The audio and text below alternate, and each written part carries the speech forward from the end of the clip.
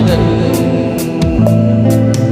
ఇంతవరకు మా బ్రతుకులో, ఇంతవరకు మా బ్రతుకులో నీవు చేసిన మేలకై లెక్కించలేని స్తోత్రము దేవా ఎల్లప్పుడు నే పాడెదన్. దేవా ఎల్లప్పుడు నే పాడెదన్.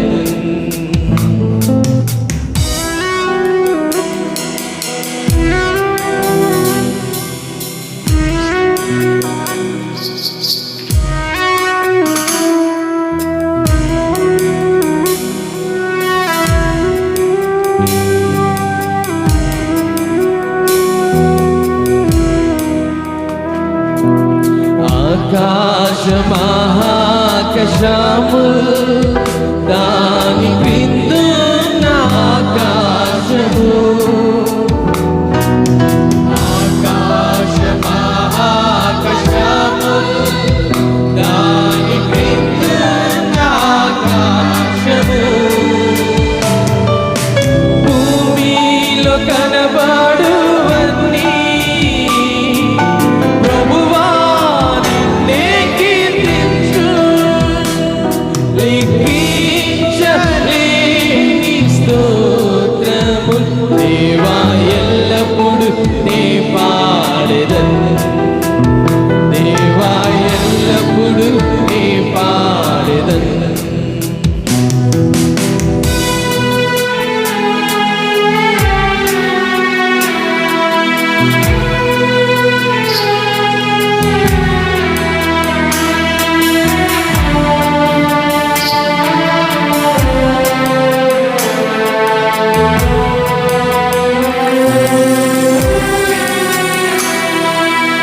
అడవిలో నివసించువన్నీ సుడి గాలియు మంచును, అడవిలో నివసించువన్నీ సుడి గాలియు మంచును, భూమిపైనున్నవన్నీ దేవా నిన్నే పొగడును. లెక్కించలేని స్తోత్రము దేవా ఎల్లప్పుడు నే పాడెదన్. దేవా ఎల్లప్పుడు నే పాడెదన్.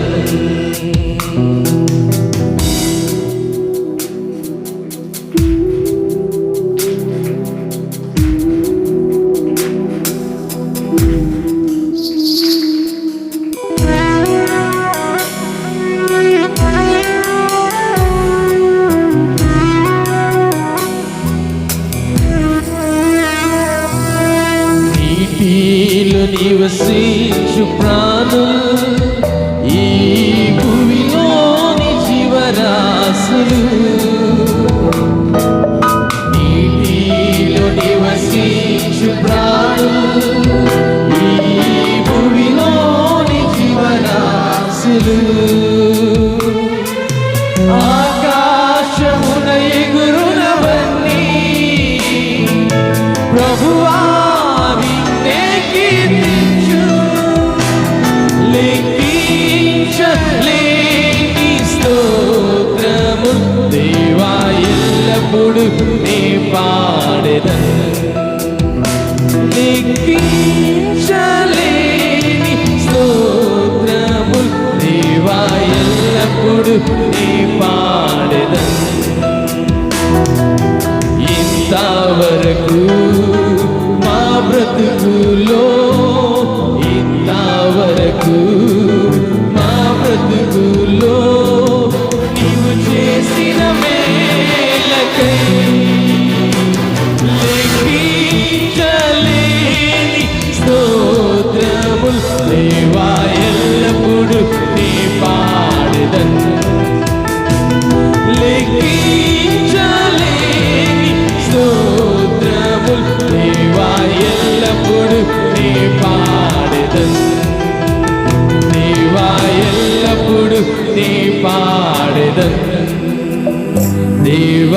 ఎల్లప్పుడు నీ పాడెదన్. హల్లెలూయా, హల్లెలూయా. సింహ పిల్లలు ఆకలి కొన్ను దేవుని వేదిక వారికి కొదువలే 239 పాట పాడుకుందాం.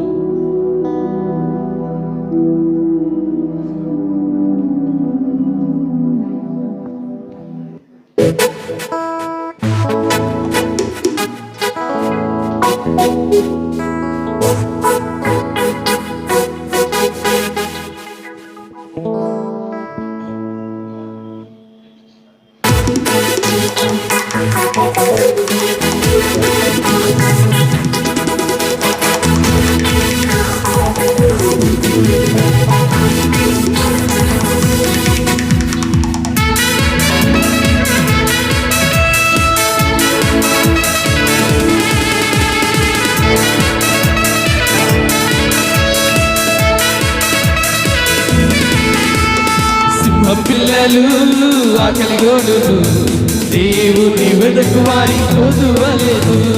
సింహ పిల్లలు ఆకలిగోలు దేవుని వెదకు వారి కొదువలేదు.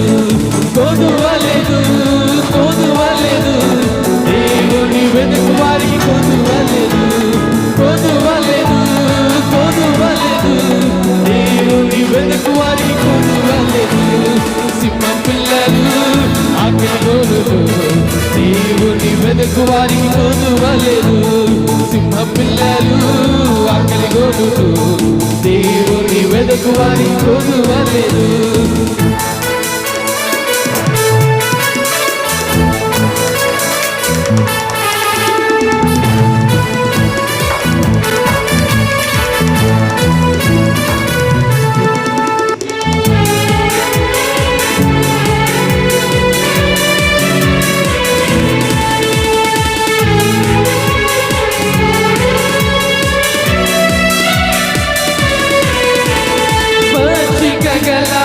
చోటులందు వరుణ చేయును నన్ను.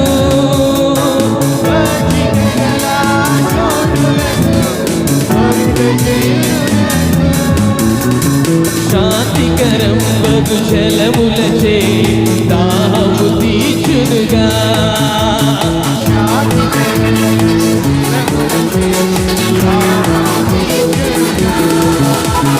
సింహ పిల్లలు ఆకలిగోలు దేవుని వెదకు వారి కొదువలేదు. సింహ పిల్లలు ఆకలిగోలు దేవుని వెదకు వారి కొదువలేదు. కొదువలేదు, కొదువలేదు, దేవుని వెదకు వారి కొదువలేదు. కొదువలేదు, కొదువలేదు, దేవుని వెదకు వారి కొదువలేదు. సింహ పిల్లలు ఆకలిగోలు దేవుని వెదకు వారి కొదువలేదు. సింహ పిల్లలు ఆకలిగోలు దేవుని వెదకు వారి కొదువలేదు.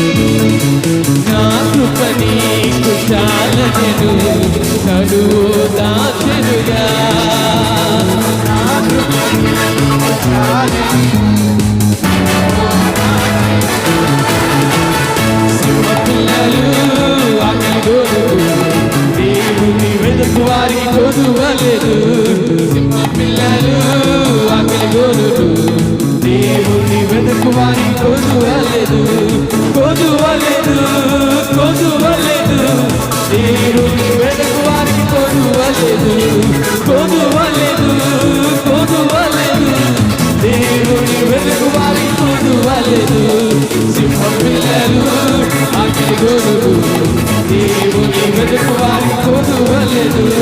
సింహ పిల్ల వెతుకు వారి కొదువలేదు.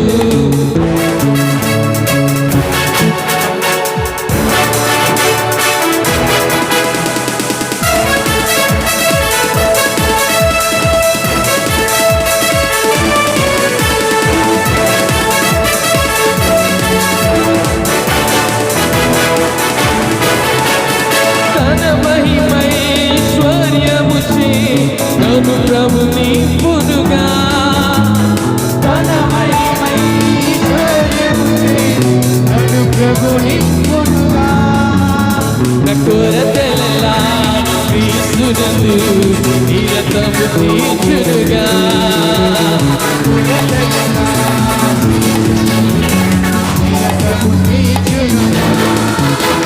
సింహ పిల్లలు ఆకలి గొర్రెలు దేవుని వెతుకు వారికి కొదువలేదు. సింహ పిల్లలు ఆకలి గొర్రెలు దేవుని వెతుకు వారికి కొదువలేదు. కొదువలేదు కొదువలేదు దేవుని వెతుకు వారికి కొదువలేదు. కొదువలేదు కొదువలేదు దేవుని వెతుకు వారికి కొదువలేదు. సింహ పిల్లలు ఆకలి గొర్రెలు దేవుని వెతుకు వారి కొదువలేదు. సింహ పిల్లలు ఆకలి గొర్రెలు దేవుని వెతుకు వారి కొదువలేదు. హల్లెలూయా. ఆయనే చూసుకుంటాడని చెప్తూ యేసు మాతో నీవు ఉండగా మేము అలసిపోలేమయ్యా అని చెప్తూ పాడతాం. మొదటిసారి పాడతాం, రెండోసారి కోయిర్తో కలిసి మీరు పాడవలసిందిగా ప్రేమతో మనం చేస్తున్నాను. యేసు మాతో నీ ఉండగా మేమలసి పోలేమయ్యా.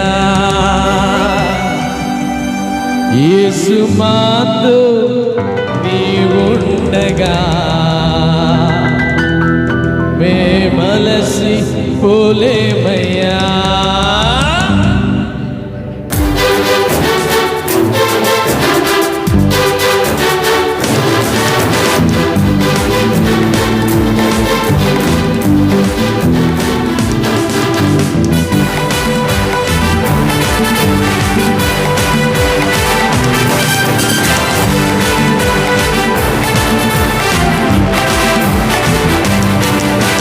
మాతో నీ ఉండగా మేమలసి పోలేమయ్యా.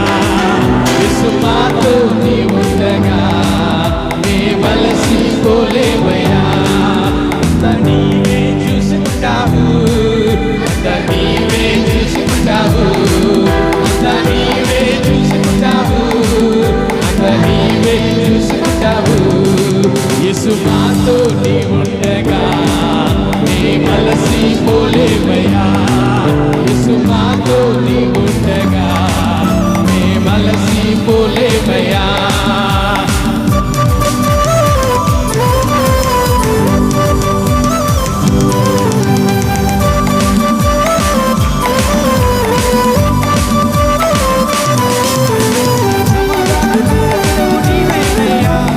ఆశ్చర్యకరుడవు నీవేనయ్యా, సమాధానకారుడవు నీవేనయ్యా.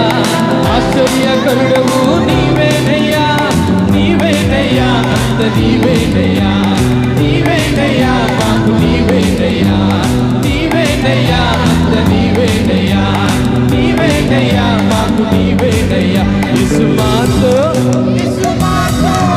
యేసు మాతో నీ ఉండగా మేమలసి పోలేమయ్యా. యేసు మాతో నీ ఉండగా మేమలసి పోలేమయ్యా.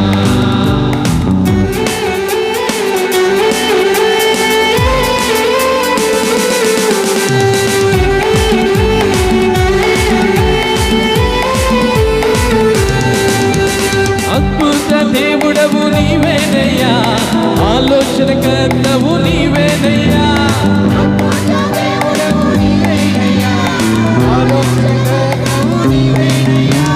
నీవేనయ్యా, అంత నీవేనయ్యా, నీవేనయ్యా, మాకు నీవేనయ్యా, నీవేనయ్యా, అంత నీవేనయ్యా, నీవేనయ్యా, మాకు నీవేనయ్యా. యేసు మాతో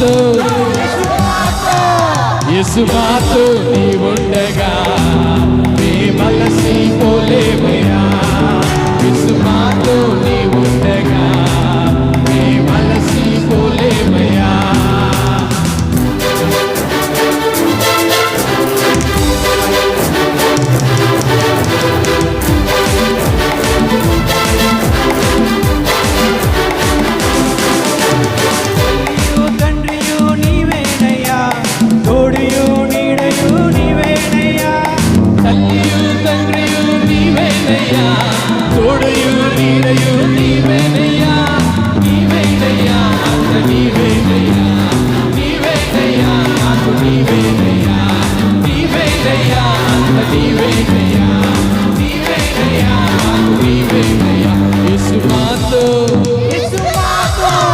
యేసు మాతో నీ ఉండగా మేమలసిపోలేమయ్యా.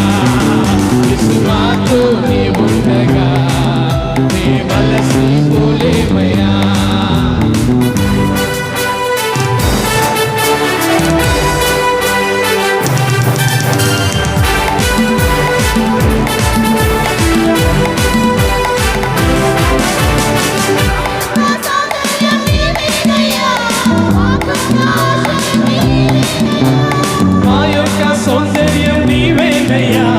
మాకున్న ఆశలన్నీ నీవేనయ్యా. నీవేనయ్యా, నీవేనయ్యా, నీవేనయ్యా, నీవేనయ్యా, నీవేనయ్యా, నీవేనయ్యా, నీవేనయ్యా, మాకు నీవేనయ్యా. యేసు మాతో,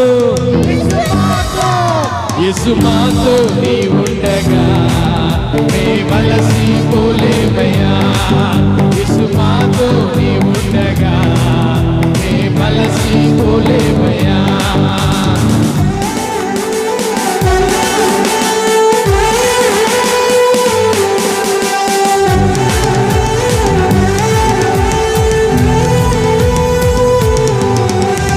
చీకటిని తొలగించే వెలుగు నీవయ్యా. రక్షించే దేవుడవు నీవేనయ్యా. చీకటిని తొలగించే వెలుగు నీవయ్యా. రక్షించే దేవుడవు నీవేనయ్యా. నీవేనయ్యా, అంత నీవేనయ్యా. నీవేనయ్యా, మాకు నీవేనయ్యా. నీవేనయ్యా, అంత నీవేనయ్యా. నీవేనయ్యా, మాకు నీవేనయ్యా. యేసు మాతో, యేసు మాతో నీ ఉండగా మేమలసిపోలేమయ్యా. యేసు మాతో నీ ఉండగా మేమలసిపోలేమయ్యా. యేసు మాతో మనం లేచి నిలబడదాం. యేసు మాతో నీ ఉండగా మేమలసిపోలేమయ్యా. అందరూ పాడదాం. యేసు మాతో నీ ఉండగా మేమలసిపోలేమయ్యా. అంత నీవే చూసుకుంటావు, అంత నీవే చూసుకుంటావు, అంత నీవే చూసుకుంటావు, అంత నీవే చూసుకుంటావు. కారకుడవు నీవేనయ్యా. ఆశ్చర్యకరుడవు నీవేనయ్యా.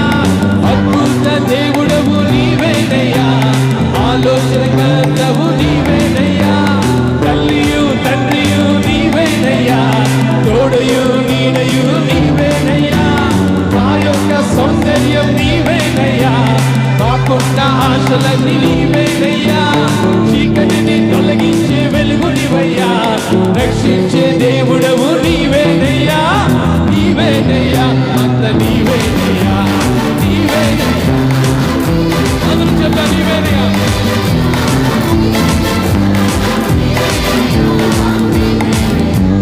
నీవేనయ్యా, అంత నీవేనయ్యా. నీవేనయ్యా, మాకు నీవేనయ్యా.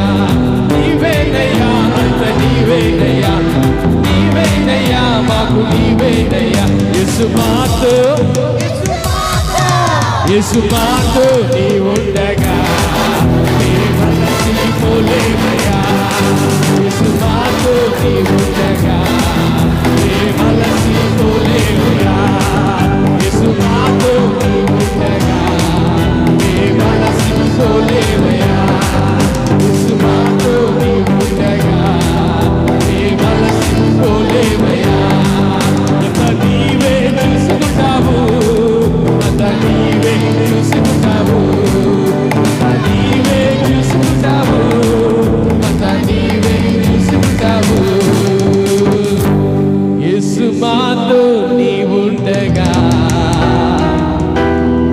మలసి పోలేమయ్యా. అందరూ చెప్తాం. యేసు మాతో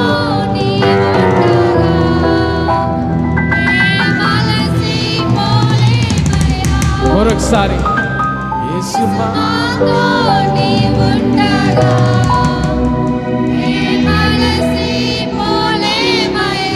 అందరం కలిసి బిగ్గరగా యేసు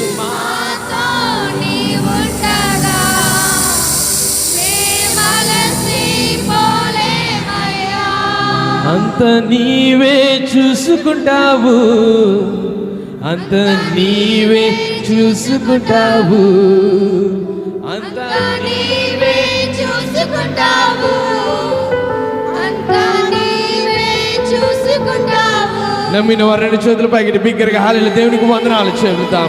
హల్లెలూయా హల్లెలూయా హల్లెలూయా. అంతా ఆయన చూసుకుంటాడు. మనం వెళ్తున్న మార్గంలో అలసిపోకుండా బలాన్ని అనుగ్రహించేవాడు ఆయన. మన తల్లి తండ్రి ఆయనే. చీకటి నుండి వెలుగును అనుగ్రహించేవాడు ఆయన. హల్లెలూయా హల్లెలూయా హల్లెలూయా హల్లెలూయా హల్లెలూయా హల్లెలూయా హల్లెలూయా. ఆయనకే మహిమ చెల్లుదాం, ఆయనకే ఘనత చెల్లుదాం. హల్లెలూయా హల్లెలూయా హల్లెలూయా. ప్రభువా నీకే వందనాలు, నీకే వందనాలు, స్తోత్రాలు చెల్లిస్తున్నాం. పరిశుద్ధుడా నీకే వందనాలు, మహోన్నతుడా నీకు వందనాలు చెల్లిస్తున్నాం. హల్లెలూయా హల్లెలూయా హల్లెలూయా హల్లెలూయా. దేవా నీకే వందనాలు, నీకే మహిమ, నీకే ఘనత చెల్లిస్తున్నాం తండ్రి. హల్లెలూయా హల్లెలూయా హల్లెలూయా హల్లెలూయా. లార్డ్ హల్లెలూయా హల్లెలూయా హల్లెలూయా హల్లెలూయా. పరిశుద్ధుడా నీకే వందనాలు, నీకే మహిమ చెల్లిస్తున్నాం. హల్లెలూయా హల్లెలూయా హల్లెలూయా హల్లెలూయా హల్లెలూయా హల్లెలూయా.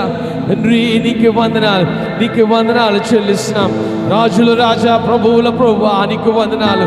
రాని ఉన్నవాడా నీకే వందనాలు, నీకే వందనాలు చెల్లిస్తున్నాం. అల్ఫా ఒమేగా నీకే వందనాలు, నీకే మహిమ, నీకే ఘనత చెల్లిస్తున్నాము తండ్రి. హల్లెలూయా హల్లెలూయా హల్లెలూయా హల్లెలూయా హల్లెలూయా హల్లెలూయా హల్లెలూయా. ప్రభువా నీకే స్తోత్రములు.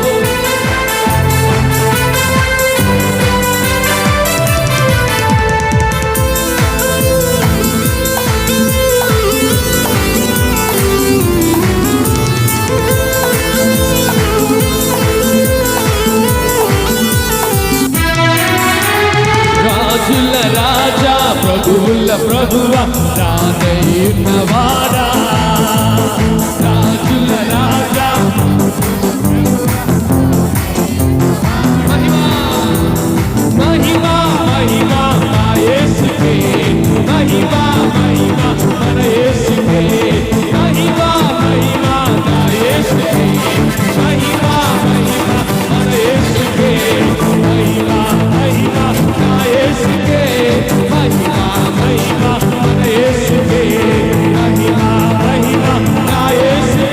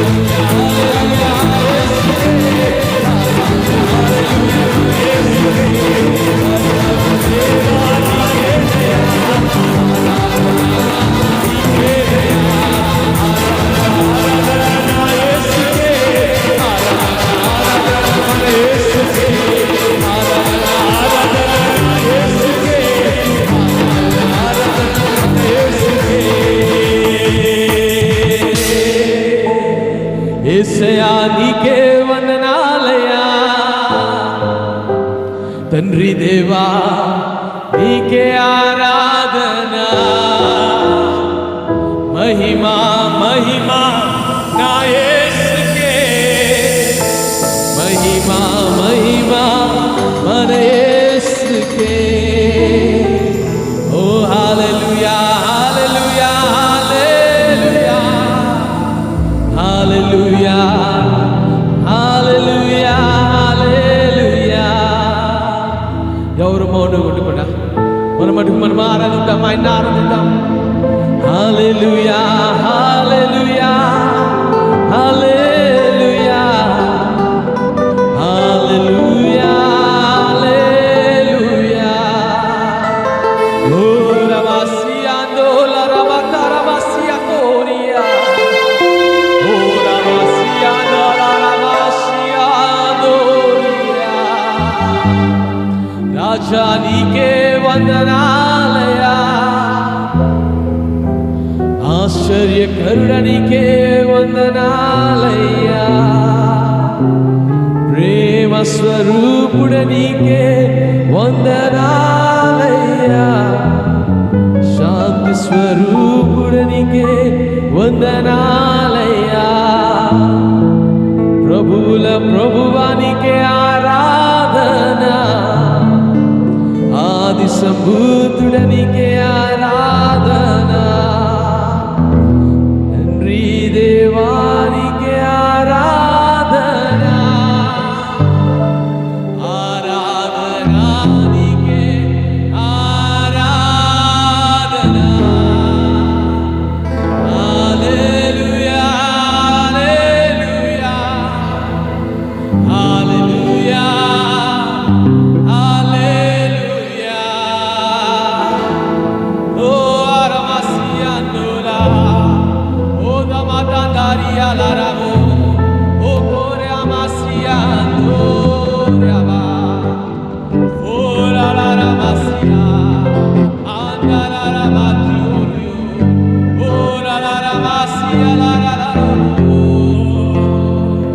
హల్లెలూయా నీకే మహిమా నీకే ఘనత దేవా, ఆరాధన.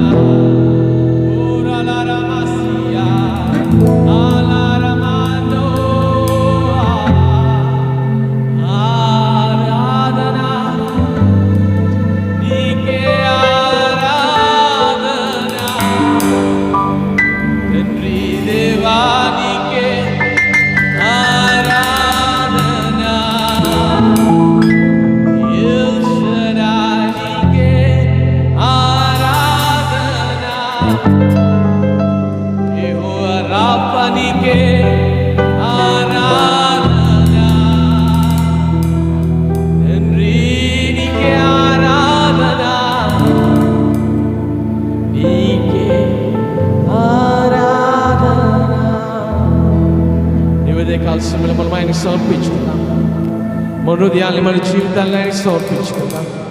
అంతా ఆయనే చూసుకుంటాడని మనం పాడాం, అంతా ఆయనే చూసుకుంటాడు. మనం ఆయన సన్నిధిలో కనపెడితే, ఆయన యందు విశ్వాసం ఉంచితే సమస్తము సమకూర్చువాడు ఆయన.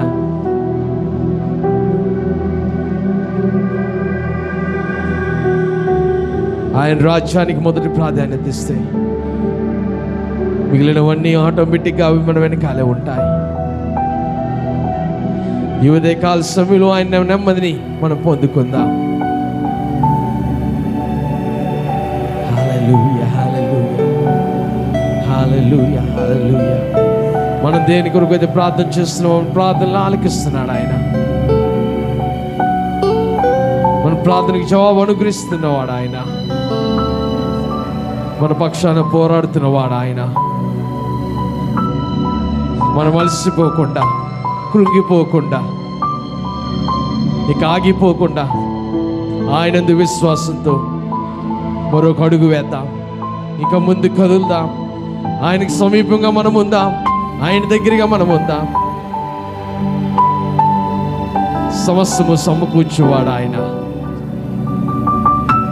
మన జీవితాల్లో ఇంకంతే అయిపోయింది అనుకుంటున్నావేమో. ఆయనకి అసాధ్యమైనది లేదు, ఆయనకి అసాధ్యమైనది లేదు, ఆయనకి అసాధ్యమైనది లేదు సంగమా. నోటి మాట ద్వారా సృష్టిని సృజించిన వాడు,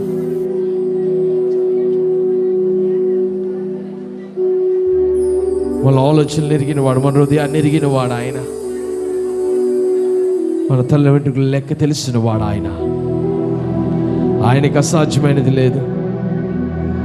మన సృష్టికర్త ఆయన మీద మనం ఆధారపడదాం, ఆయన వైపు మనం చూద్దాం.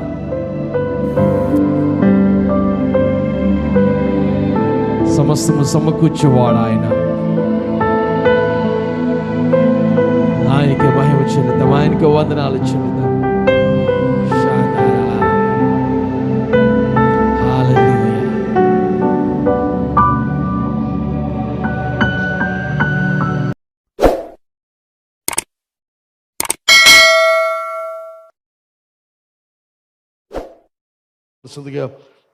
మనవి చేస్తూ ఉన్నాను. సరే, దేవుని వాక్యంలోకి వెళ్దాం. లేవీకాండం 26వ అధ్యాయం. లేవీకాండం 26వ అధ్యాయం మొదటి 13 వచనాలు. లేవీకాండం 26వ అధ్యాయం పాత నిబంధన ఉంటుంది. 26వ అధ్యాయము మొదటి 13 వచనాలు. మీరు విగ్రహములను చేసుకొనకూడదు, చెక్కిన ప్రతిమను కానీ బొమ్మను కానీ నిలువబెట్టకూడదు. మీరు సాగిలపడుటకు ఏదొక రూపముగా చెక్కబడిన రాతిని మీ దేశములో నిలుపకూడదు. నేను మీ దేవుడినైన యెహోవాను. నేను నియమించిన విశ్రాంతి దినములను మీరు ఆచరింపవలను. నా పరిశుద్ధ మందిరమును సన్మానింపవలను. నేను యెహోవాను. మీరు నా కట్టడలను బట్టి నడుచుకొని నా ఆజ్ఞలు ఆచరించి వాటిని అనుసరించి ప్రవర్తించిన ఎడల మీ వర్షాకాలములలో మీకు వర్షమిచ్చెదను, మీ భూమి పంటలు నిచ్చును, మీ పొలముల చెట్లు ఫలించును, మీ ద్రాక్ష పండ్ల కాలం వరకు మీ నూర్పు సాగుచుండును. మీరు తృప్తిగా భుజించి మీ దేశములో నిర్భయముగా నివసించుదురు. ఆ దేశములో నేను మీకు క్షేమము కలుగజేసేదను. మీరు పండుకున్నప్పుడు ఎవడును మిమ్మల్ని భయపెట్టడు. ఆ దేశములో దుష్ట మృగములు లేకుండా చేసేదను. మీ దేశంలోనికి ఖడ్గము రాదు. మీరు మీ శత్రువులను తరిమెదరు, వారు మీ ఎదుట ఖడ్గము చేత పడెదరు. మీరు 5 100 మందిని తరుముదురు, 100 మంది 10,000 మందిని తరుముదురు. మీ శత్రువులు మీ ఎదుట ఖడ్గము చేత కూలుదురు.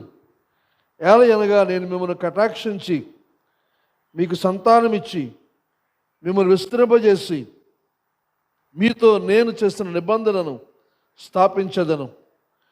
మీరు చాలా కాలము నిలువయ్యున్న పాతికిన ధాన్యములు తినెదరు. క్రొత్తది వచ్చినను పాతది మిగిలిండును. నా మందిరమును మీ మధ్య ఉంచెదను. మీ యందు నా మనస్సు అసహ్యపడదు.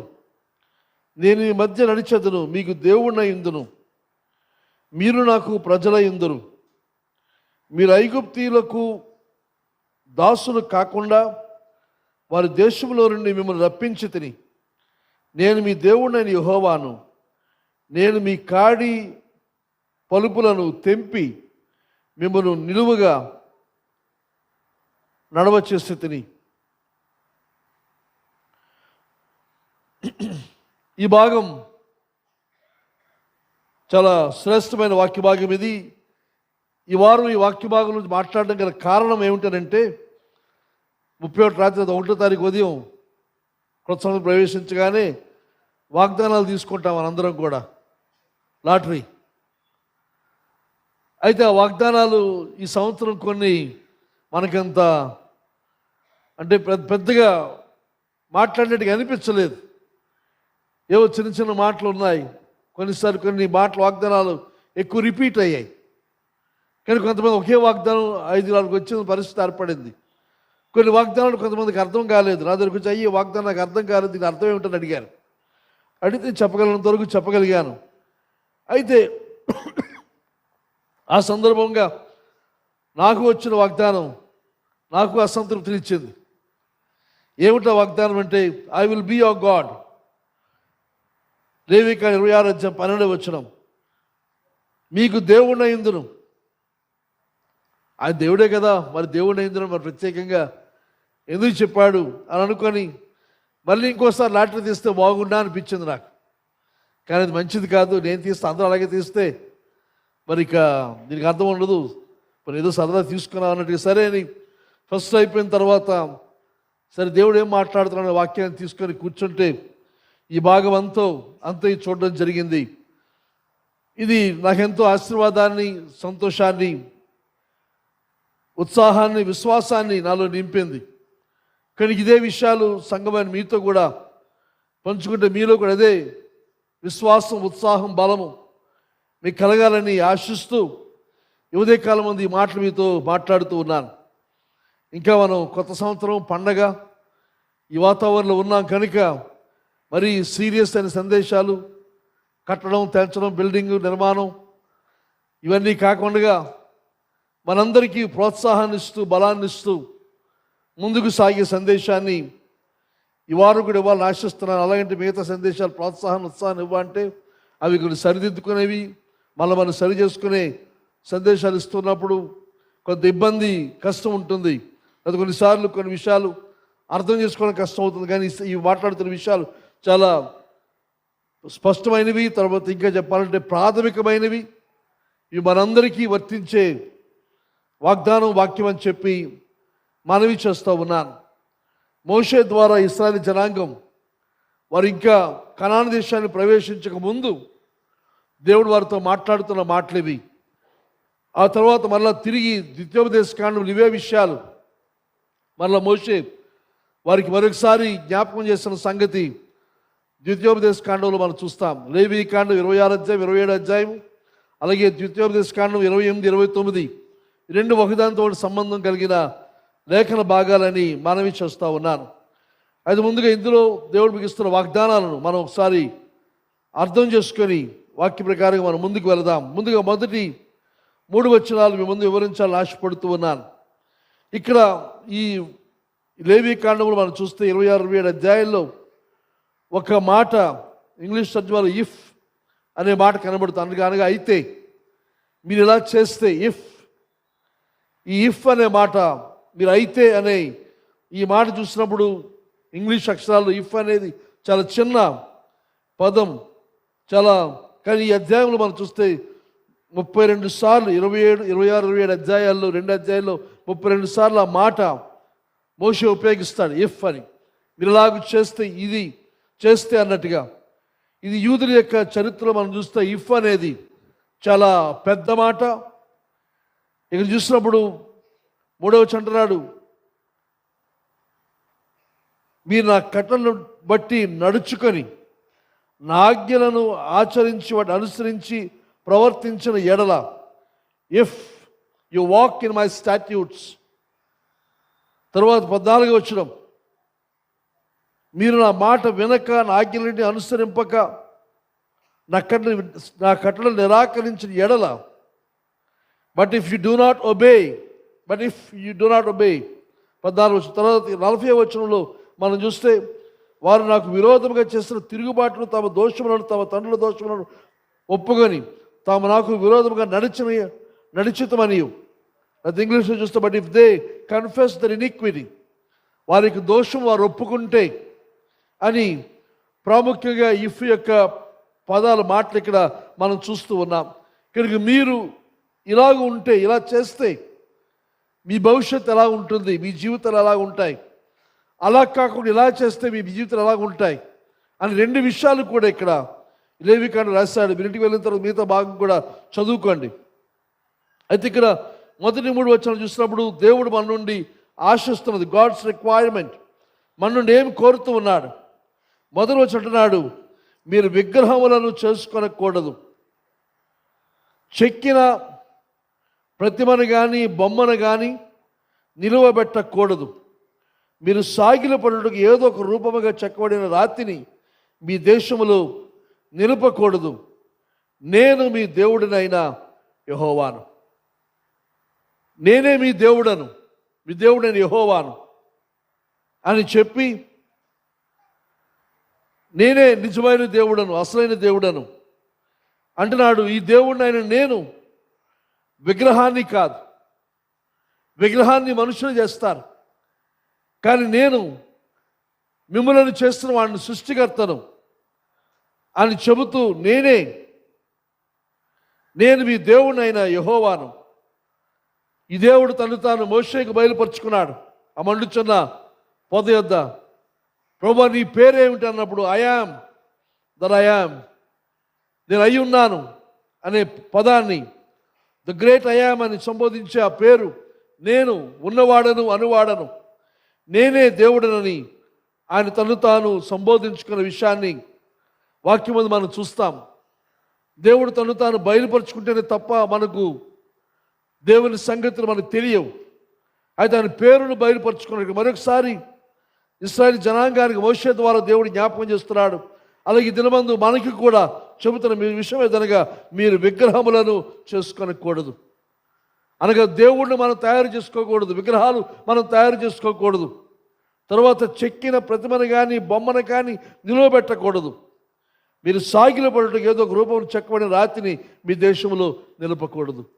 మీరు ప్రవేశించబోయే వాగ్దాన దేశంలో ఏ రకమైన విగ్రహాలు మీరు ఏర్పాటు చేసుకోనకూడదు. ఆ విగ్రహాలకు మీరు నమస్కరించకూడదు, వాటిని పూజింపకూడదు.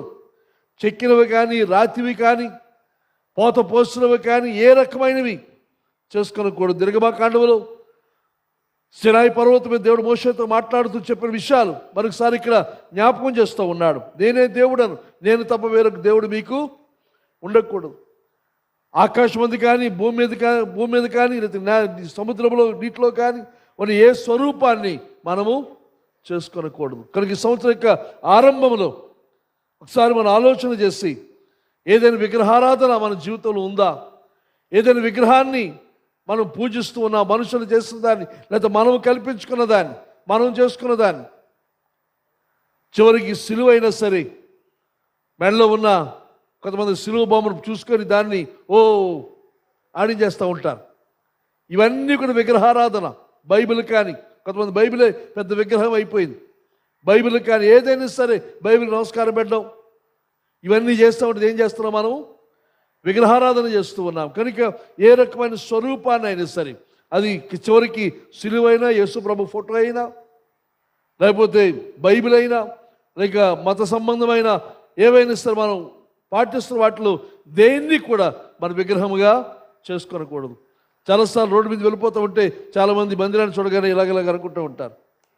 మనం ఏం చేయాలి? మనం కూడా అలాగే చేయాలా?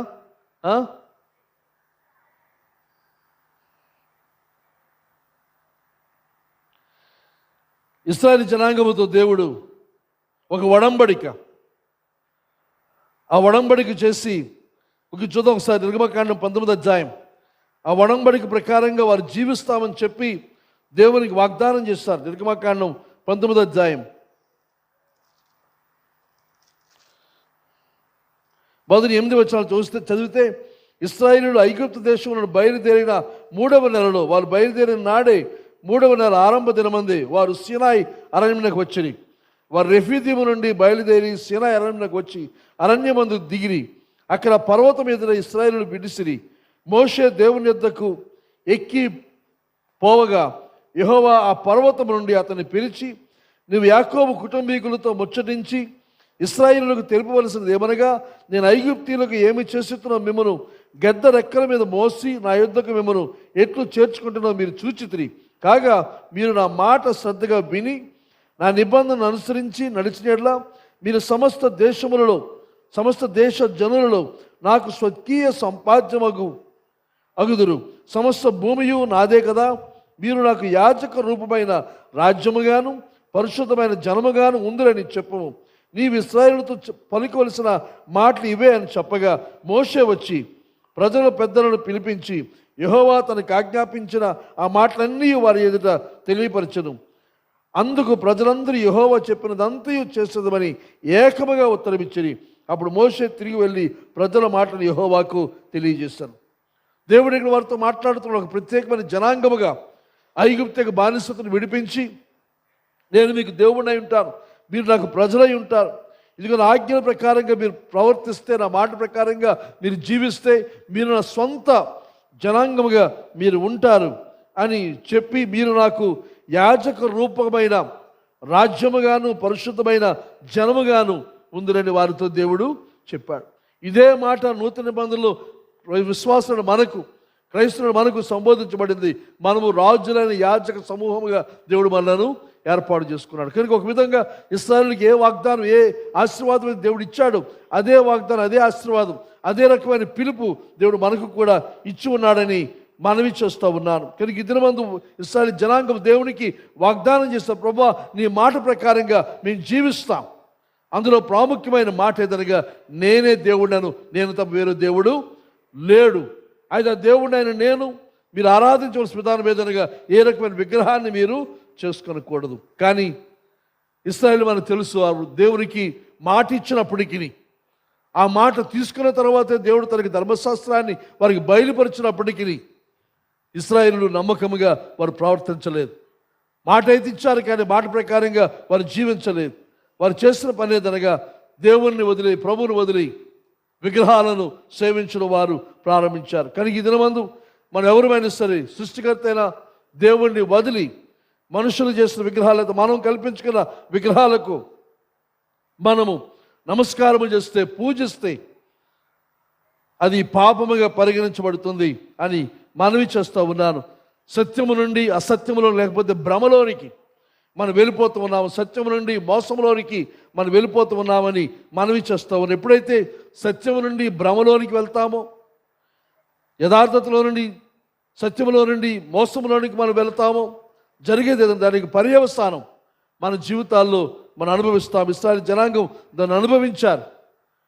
వారితో దేవుడు వారికి ఇచ్చిన దేశాన్ని, పాలు తేనెలు ప్రవహించే ఆ దేశం నుండి వారు వెళ్ళగొట్టబడి పరాయి దేశంలో బానిసలుగా ఉండే పరిస్థితి మరొకసారి ఇశ్రాయేలు చరిత్రలో వారు సంభవించింది. కనుక అలాంటి చరిత్ర మనకు పునరావృతం కాకున్నట్లు మనం చేయవలసిన పని ఏదనగా, మన దేవునికి, దేవుని వాక్యమునకు లోబడి వారమే, దేవుని చిత్తానికి లోబడి వారంగా, ఏ రకమైన విగ్రహారాధన మన జీవితంలో లేకుండా మనం జీవించవలసిన అవసరం ఉందని మనవి చేస్తూ ఉన్నాను. A.W. టోజర్ ఒక ఆయన భక్తుని మాట అన్నాడు, విగ్రహారాధన, the essence of idolatry is the entertaining of thoughts about God that are unworthy of him. విగ్రహారాధన యొక్క సారం ఏమిటి అని అంటే, దేవుని గురించి ఆలోచనలు, ఆయనకు ఏమాత్రం వర్తించని ఆలోచనలు, ఆయన గురించి మనం ఆలోచించడం విగ్రహారాధన. అనగా దేవునికి సంబంధించిన శ్రేష్టమైన ఆలోచన ఒక ప్రతిమకు, లేక ప్రతిమ రూపానికి, లేకపోతే ఏదో వేరే ఒక వస్తువుకో విషయానికో మనం ఆపాదిస్తే అది విగ్రహారాధన అవుతుంది. కానీ ఈ రకమైన స్వరూపాలు, పోలికలు మాత్రమే కాకుండా మన జీవితాల్లో కొంతమంది మనుషులు మన విగ్రహాలు అయిపోతారు. కొంతమందికి పిల్లలు విగ్రహాలు అయిపోయిన పరిస్థితి. ఏలీ మనం చూస్తాం, దేవుని కంటే తన పిల్లలు ఎక్కువగా గౌరవించాడు, గణపరిచాడు. కానీ దేవుడు అంటున్నాడు, నన్ను గణపరచువారు నేను గణపరుస్తాను, నన్ను తృణీకరించే వారు నేను తృణీకరిస్తాను. అనగా దేవునికి మనందరి జీవితాల్లో ప్రథమ స్థానం ఉండాలి. దేవుడు తర్వాతే మిగతా ఏదైనా సరే. దేవుని కంటే దేనినైనా ఎక్కువ మనం ప్రేమిస్తే, మన పిల్లలను కానీ, కుటుంబాన్ని కానీ, భార్యను కానీ, భర్తను కానీ, లేకపోతే స్నేహితులను కానీ, బంధువులను కానీ, లేకపోతే మనకున్న ఉద్యోగం కానీ, మనకున్న ఆస్తి కానీ, ఏ విషయమైనా సరే దేవుని కంటే అది పై స్థానంలోనికి వస్తే అది మన జీవితంలో విగ్రహముగా పరిగణించబడుతుంది. ఎప్పుడైతే అసలైన ఎవరికైతే ప్రాధాన్యత ఇవ్వాలో ఆయన్ని వదిలి మిగతా దేనికైనా మనం ప్రాధాన్యతనిస్తే అది మన జీవితంలో అది భ్రమగాను, తర్వాత ఒక మోసముగాను పరిణమించి దాని యొక్క పర్యవసానం మనం అనుభవించే ప్రమాదం ఉందని మనవి చేస్తూ ఉన్నాను. కానీ ఇక్కడ లేవికాండ అంటున్నాడు, మీరు విగ్రహములను చేసుకొనకూడదు. మరలా ఈ మాటలు మీకు జ్ఞాపకం చేస్తున్నాను. చెక్కిన ప్రతిమను కానీ, బొమ్మను కానీ నిలువబెట్టకూడదు. మీరు సాగిలపడుటకు ఏదో ఒక రూపముగా చెక్కబడిన రాతిని మీ దేశంలో నిలపకూడదు. నేను మీ దేవుడినైనా యెహోవాను. నేనే మీ దేవుడని, నేను దేవుడైన యెహోవాను, కలుగజేసిన వాడను నేను. ఈ నూతన నిబంధనలో మనం చూసినట్లయితే మొదటి కొరింథీ పత్రిక 8:33 మొదటి కొరింథీ 8:33.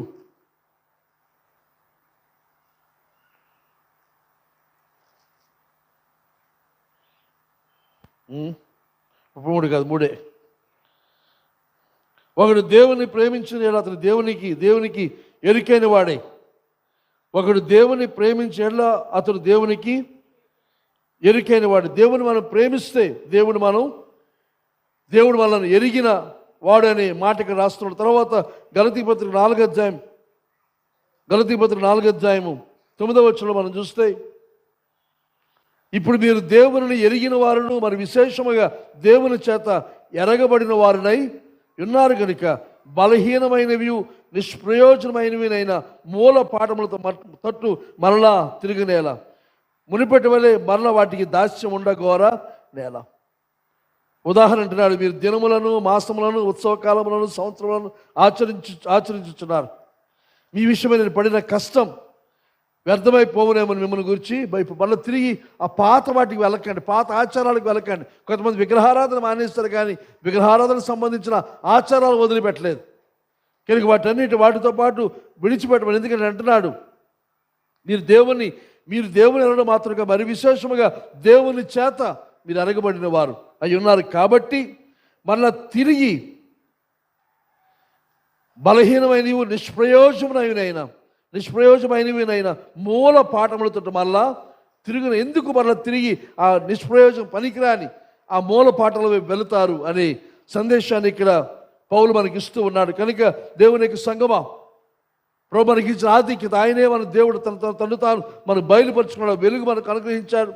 ఆయన ప్రేమను, ఆయన చేసిన కార్యాలు మన జీవితాలు అనుభవించాం, రుచి చూచాం. కనుక ఆయనలో ఇంకా విశ్వాసంతో మనం ముందుకు కొనసాగుదాం. తర్వాత 2వ వచనం మనం చూస్తుంటాడు, నేను నియమించిన విశ్రాంతి దినములను మీరు ఆచరింపవలను, నా పరిశుద్ధ మందిరమును సన్మానింపవలను, నేను యెహోవాను.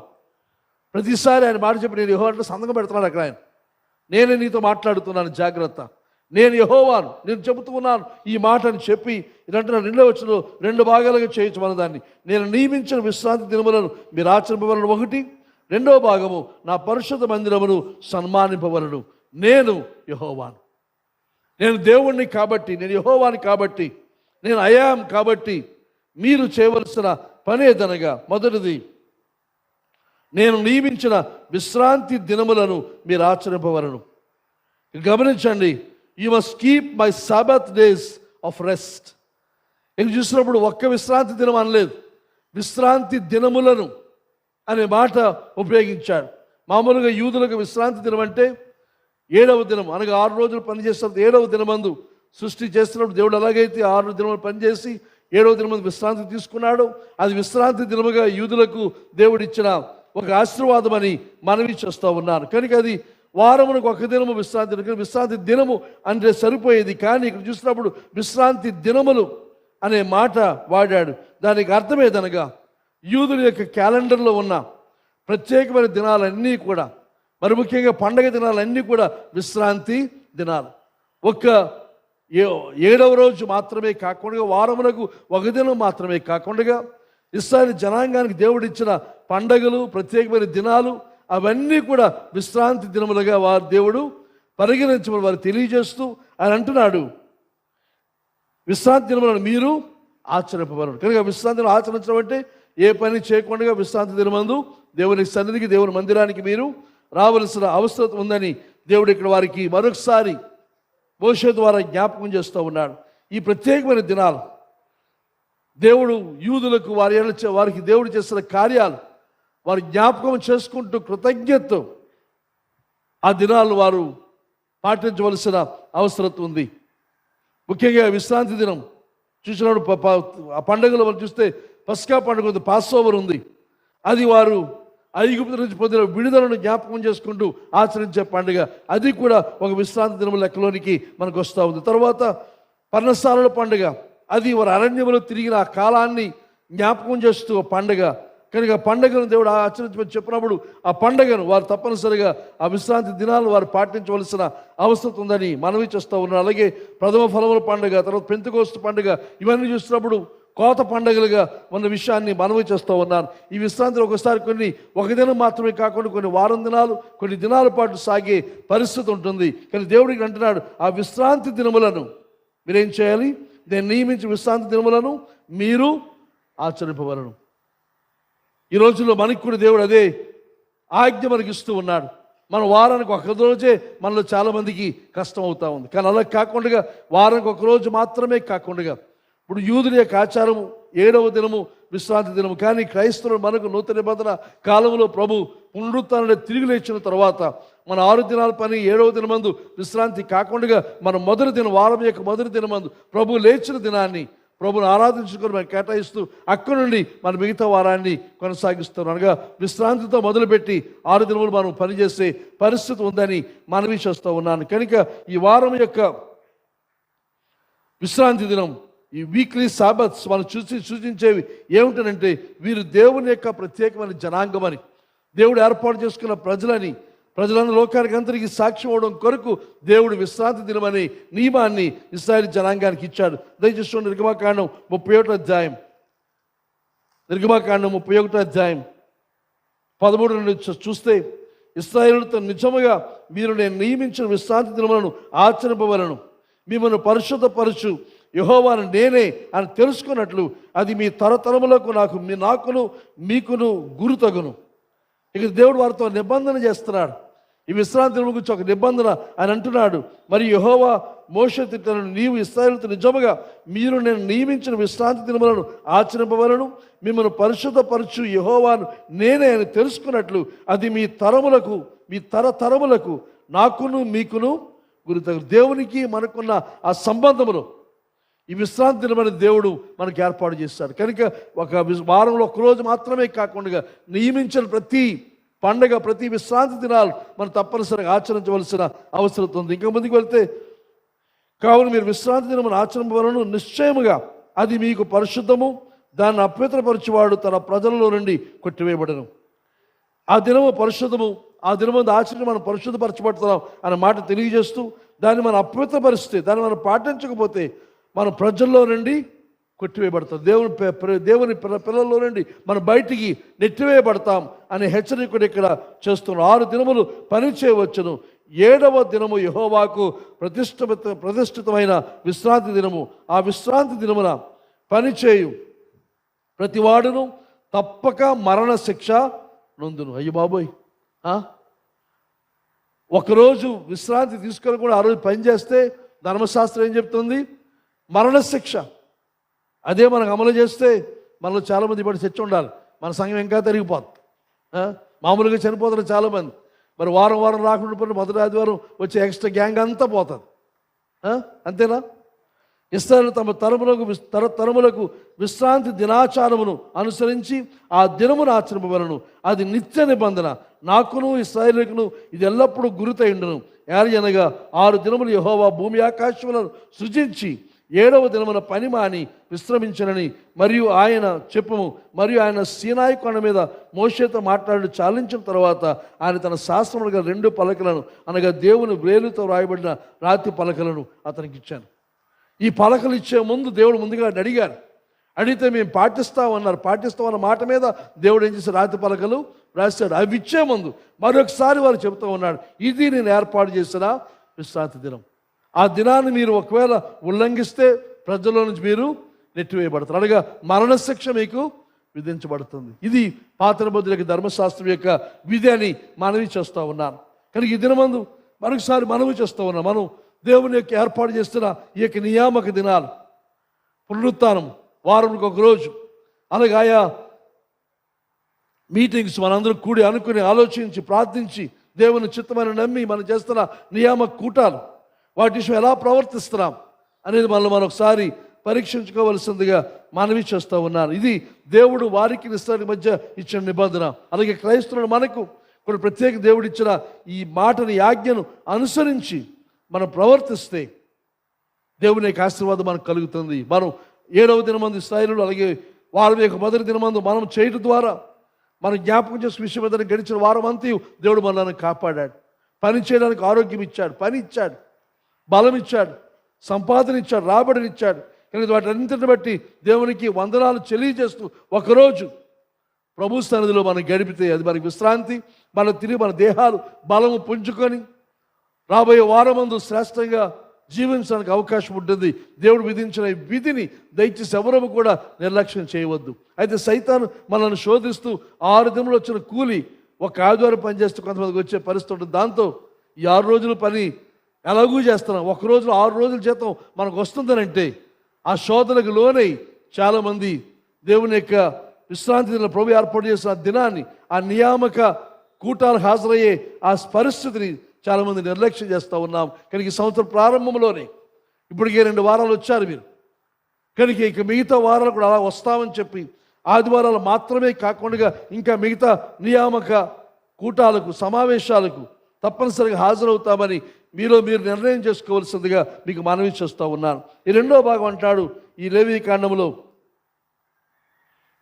నేను నియమించి విశ్రాంతి దినములను మీరు ఆచరింపవలను, నా పరిశుద్ధ మందిరమును సన్మానింపవలను, నేను యెహోవాను. ఈ పరిశుద్ధ మందిరం అంటున్నాడు నేను నివసించు స్థలం, వేర్ గాడ్ డ్వెల్స్. దేవుని యొక్క ప్రత్యక్ష గుడారం వారి ప్రజల దేశం, వారి జనాంగం మధ్యలో, వారి గుడారాలకు మధ్యలో దేవుడు ఏర్పాటు చేయమని చెప్పడం. ప్రత్యక్ష గుడారం చుట్టుప్రక్కల అన్ని ప్రక్కల కూడా మీరు వారి నివాసాలు ఏర్పాటు చేసుకోవాలి.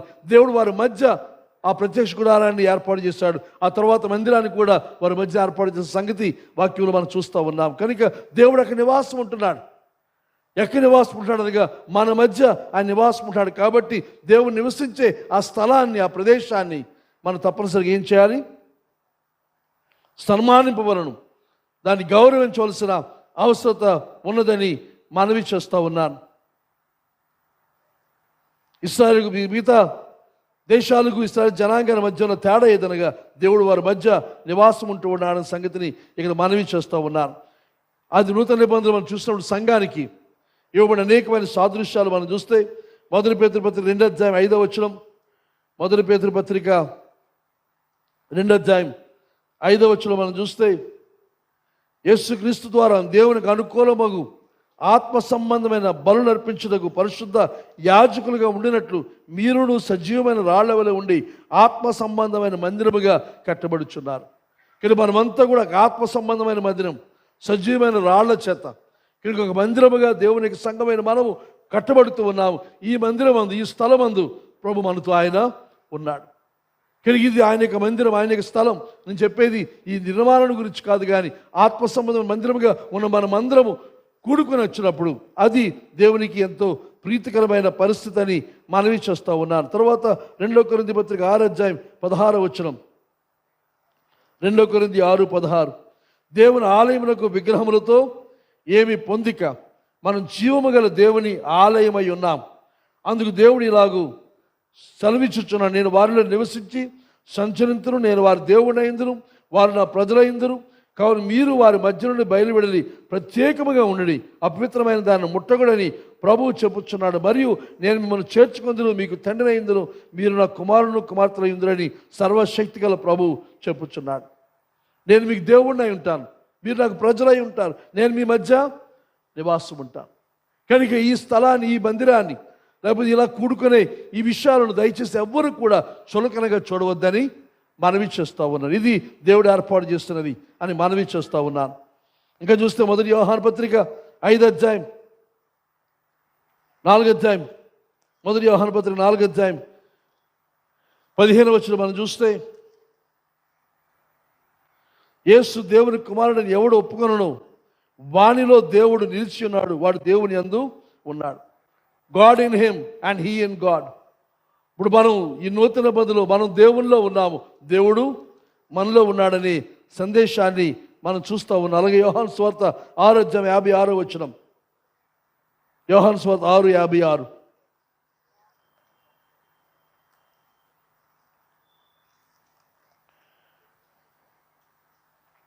నా శరీరము తిని నా రక్తము త్రాగువాడు నా యందును నేను వాని యందును నిలిచిందాము. అనగా ప్రభు యొక్క బలలో పాలు పొందినప్పుడు జరిగేది ఏదనగా ఆయన మన యందు నివాసం ఉండే పరిస్థితి అని మనవి చేస్తూ ఉన్నాను.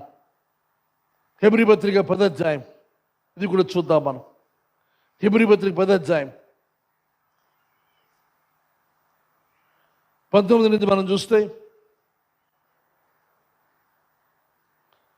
సహోదరులారా, యేసు మన కొరకు ప్రతిష్ఠించిన మార్గం అనగా నూతనమైనది, జీవము గలది, ఆయన శరీరమును తెర ద్వారా ఏర్పరచబడినదినైనా మార్గమున అనగా ఆయన రక్తం వల్ల పరిశుద్ధ స్థలమునందు ప్రవేశించుటకు మనకు ధైర్యము కలిగి ఉన్నది గనుకను, దేవుని ఇంటిపైన మనకు గొప్ప యాజకుడు ఉన్నాడు గనుకను, మనస్సాక్షికి కల్మషము తోచుకున్నట్లు ప్రోక్షింపబడిన హృదయములు కలవారమును నిర్మలమైన ఉదకముతో స్నానము చేస్తున్న శరీరములు గలవారమునై ఉండి విశ్వాస విషయంలో సంపూర్ణ నిశ్చయత కలిగి యథార్థమైన హృదయంతో మనము దేవుని సన్నిధానమునకు చేరుదాం. ఇదంతా వివరించడం పెద్ద బోధ అవుతుంది. దేవుని సన్నిధికి మనం వచ్చినప్పుడు ఎలా రావాలి, ఎలా సిద్ధపడి రావాలి, ఎలా శుద్ధి చేసుకొని రావాలని చెబుతూ, ఎందుకనగా దేవుని సన్నిధి ఇది. దేవుని మందిరాన్ని దయచేసి చులకనగా ఎంచవద్దు. దేవుని సన్నిధిలోకి వస్తున్నప్పుడు జాగ్రత్తగా మళ్ళీ మనం పవిత్రపరచుకొని రావాల్సిన అవసరం ఉంది. ఇంకా చెప్తాను, వాగ్దానం చేసేవాడు నమ్మదగిన వాడు కనుక మన నిరీక్షణ విషయమై ఒప్పుకున్నది నిశ్చలముగా పట్టుకుందాము. కొందరు మానుకొనిచున్నట్టుగా సమాజంగా కూడిట మానక ఒకరినొకరు హెచ్చరించచ్చు. ఆ దినము సమీపించిన మీరు చూచిన కొలది మరి ఎక్కువగా అలాగూ చేయొచ్చు. ప్రేమ చూపుటకును సత్కార్యములు చేయటకును ఒకరినొకరు పురుకొల్పవలనని ఆలోచిస్తాం. దేవుని రాకడ సమీపంగా ఉంది, ప్రభుత్వంలో రానై ఉన్నాడు కనుక కొందరు మానుకుంటున్నారు. ఈ మధ్యకాలంలో ఈ కోవిడ్ వచ్చిన తర్వాత, లాక్డౌన్ వచ్చిన తర్వాత యూట్యూబ్లోను టీవీలోను చూస్తూ ఒకే వారంలో అనేకమైన ప్రసంగాలు వింటూ స్థానిక సంఘాన్ని, లోకల్ ఏ సంఘానికి చెందిన వారు ఆ సంఘాన్ని నిర్లక్ష్యం చేస్తూ, మాకు ఎంతకంటే శ్రేష్టమైన బోధ మాకు టీవీలో దొరుకుతుంది, యూట్యూబ్లో దొరుకుతుంది అని నిర్లక్ష్యం చేస్తున్న ఈ దినాల్లో మరొకసారి మనం చేయవలసిన పని తనకు ప్రభు రాక సమీపిస్తున్నట్టుగా కొందరు మానుకొనుచున్నట్టుగా మనము మానుకొనక మరి ఎక్కువగా అలా కూడుకుంటూ, ప్రభు చెప్పాడు ముందు వచ్చి మనం విన్నాం, విశ్రాంతి దినాలు మనము ఘనపరచాలి, యోగ్యముగా ఆచరించాలి. కనుక కొందరు మనం మానుకొనక మరి ఎక్కువగా అలా కూడుకుంటూ ఒకరినొకరు మనం పురుకొల్పుకోవాలి. దేవునికి పురుకొల్పుకోవాలి, ప్రేమ చూపడానికి, మంచి కార్యాలు చేయడానికి మనం పూనుకోవాలి అని చెబుతూ 26వ వచనం నుంచి కొంచెం మాటలు భయంకరంగా ఉంటాయి. మనం సత్యమును గురించి అనుభవ జ్ఞానము పొందిన తరువాత, మనకంతా తెలుసు, వాక్యం తెలుసు, ఈ బోధ అంతా మనకు తెలుసు, కానీ ఆ జ్ఞానం పొందిన తరువాత బుద్ధిపూర్వకముగా పాపము చేసిన పాపములకు బలి ఎక్కను ఉండదు. ఆ ముందు వచ్చిన అంటున్నాడు, మన కొరకే బలి అయ్యాడు ప్రధాన యాజకుడు ప్రభు యేసుక్రీస్తు, మన స్థానాన్ని తీసుకుని వెళ్ళాడు. అవన్నీ చెబుతూ అదంతా అవగాహన కలిగిన వారమై, ప్రభు యొక్క రక్షణ పొందిన వారమై, అనుభవ జ్ఞానము పొంది బుద్ధిపూర్వకంగా మనం పాపం చేస్తే ఆ పాపాలకి బలి లేదు. అంటే ఒక విధంగా చెప్పాలంటే దానికి క్షమాపణ లేదు. బుద్ధిపూర్వకంగా మనకు కావాలని చెప్పి మనకు తెలుసుండి, మన మనస్సాక్షి మన గద్దిస్తూ ఉన్నప్పటికీ తెలుసుండి మనం తప్పు చేస్తే దానికి క్షమాపణ లేని పరిస్థితి, బలి ఇక్కడ లేదు అనే మాటను రాస్తూ అంటున్నాడు. న్యాయపు తీర్పునకు భయముతో ఎదురు చూచుటయు విరోధులను దహింపబోవు తీక్షణమైన అగ్నియు ఇకను ఉండును.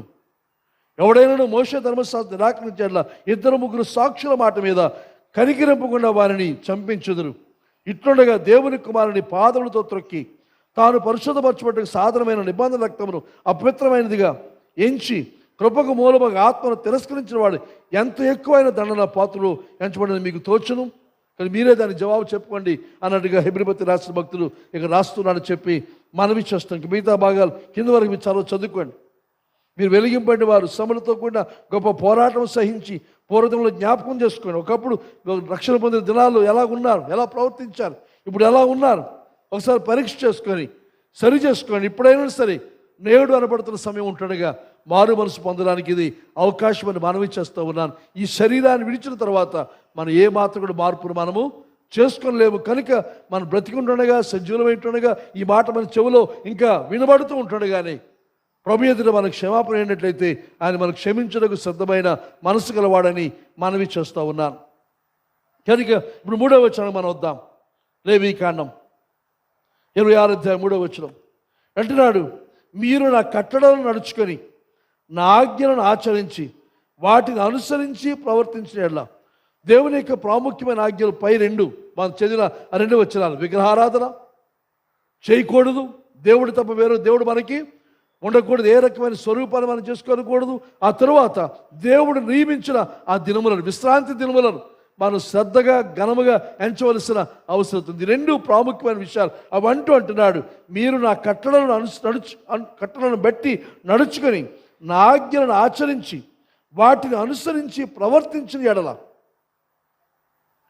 నా కట్టడలను బట్టి నడుచుకొని, if you follow my decrees and are careful to obey my commands.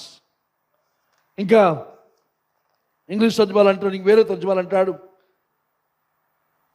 If you walk in my statutes, అనగా నా కట్టడలలో మీరు నడిచినట్లయితే, నా కట్టడలను బట్టి మీరు నడిచినట్లయితే, మీ నడక ఎలాగుంది, మీరు ఎటు నడుస్తూ ఉన్నారు. మన నడక అనేది ఇక్కడ చూడవలసిన అవసరం ఉందని మనవి చేస్తూ ఉన్నాను. కనుక దేవునితో మన యొక్క సంబంధంలో, if we walk with the Lord, దేవునితో మనం నడుస్తూ ఉన్నామా, దేవుని వెంబడిస్తూ ఉన్నామా, దేవునితో మనం ప్రయాణం చేస్తున్నామా, లేకపోతే దేవుడు ఒక ప్రక్క ఒకవైపు వెళ్తూ ఉంటే మనం ఇంకొక వైపు ప్రయాణం చేస్తున్నామేమో ఒకసారి మనం ఆలోచించుకోవలసిన అవసరం ఉంది. దేవుని కట్టడలకు లోబడ్డం అంటే దేవుని వైపు, దేవునితో పాటుగా మనం నడవడం అని మనవి చేస్తూ ఉన్నాను. ఒకవేళ ఆయన కట్టడలకు అవిధేయత చూపడం అంటే దేవుడు వెళుతున్న వైపు కాకుండా వేరే దిశగా మనం ప్రయాణం చేస్తున్నామని అర్థమని భావించవలసిందిగా మనవి చేస్తూ ఉన్నాను. కనుక మనం వేరే దిశగా మనం వెళుతున్నామనంటే మనము దేవునితో పోరాటానికి, దేవునితో శత్రుత్వానికి, దేవునితో విరోధానికి మనం సిద్ధపడి దేవుడు వెళుతున్న మార్గము కాక, ఆయన ప్రయాణం చేస్తున్న దిశగా కాకుండా వేరే దిశగా మనం ప్రయాణం చేస్తామని మనవి చేస్తూ ఉన్నాం. కనుక అలా ప్రయాణం చేయడం అనేది నా ఇష్టం అనుకుని మనం వెళితే దాని పర్యవసానం ఎదురుగా దేవునితో యుద్ధం, దేవునితో పోరాటం, దేవుని మనం తిరస్కరించి వెళ్ళిందని మనవి చేస్తూ ఉన్నాను. కనుక నేను వెళుతున్న మార్గం దేవుని వైపా, దేవునితో ఉన్నదా లేదా అని మనం పరీక్షించుకోవలసిన అవసరం ఉంది. ఒక విషయం మనం తప్పనిసరి గుర్తుంచుకోవాలి, ఏదనగా దేవుడు తన మార్గాన్ని మార్చుకోవాల్సిన అవసరం ఆయనకి లేదు. ఆయన వెళుతున్న మార్గం సరైనది, దేవుడు మారవలసిన పని ఎంత మాత్రం కూడా లేదు. మనం పాట పాడతాం కదా, నీవు నాతో రా నేను ఎక్కడికి వెళ్తే అక్కడికి నేను రా ప్రభు, నేను పాలకొండ రా, సైకిల్ వెళ్తే సైకిల్ రా, ఆ ఊరు వెళ్తే ఆ ఊరు రా, ఈ ఊరు వెళ్తే ఆ ఊరు రా, ఈ పెళ్ళికి వెళ్తే ఆ పెళ్ళికి నువ్వు రా. ఎలాగైపోయిందంటే దేవుడు మన వెనకాల తిప్పుకునే ఒక హచ్చుకొక్క పిల్లలు తయారైపోయాడు. అతను తాడు కట్టేసి వెనకాల తిప్పుకునే పరిస్థితి. కానీ దేవుడు అది ఎంత మాత్రము కూడా కాదు. మనం చేయవలసిన పని ఏదనగా దేవుడు వెళుతున్న మార్గం ఏది, దేవుడు వెళుతున్న ప్రయాణం చేస్తున్న దిశ ఏది, ఎటు వెళుతున్నాడు ఆయన, అది చూచి మనం ఆ దిశగా మనం వెళ్ళాలి తప్ప మన దిశకు ఆయన మార్చుకోవడం మనం ప్రయత్నం చేస్తే నిష్ఫలమైన ప్రయత్నం అని మనవి చేస్తూ ఉన్నాను. మనం చేయవలసిన పని, వి నీడ్ టు అలైన్ ఆ వాక్ విత్ హిమ్. మన యొక్క నడక ఆయనతో కలిసి నడుస్తున్నామా, ఆయనతో అడుగు వేస్తున్నామా, ఆయన స్టెప్ మన స్టెప్ ఒకే విధముగా వెళుతుందా లేదా అని మనం చూసుకోవలసిన అవసరం ఉంది. ఎప్పుడైతే మన నడక ఆయనతో పాటు ఉంటుందో మన ప్రయాణం శ్రేష్టంగా ఉంటుంది, చేరవలసిన గమ్యస్థానం ఆయన మనల్ని చేరుస్తాడు.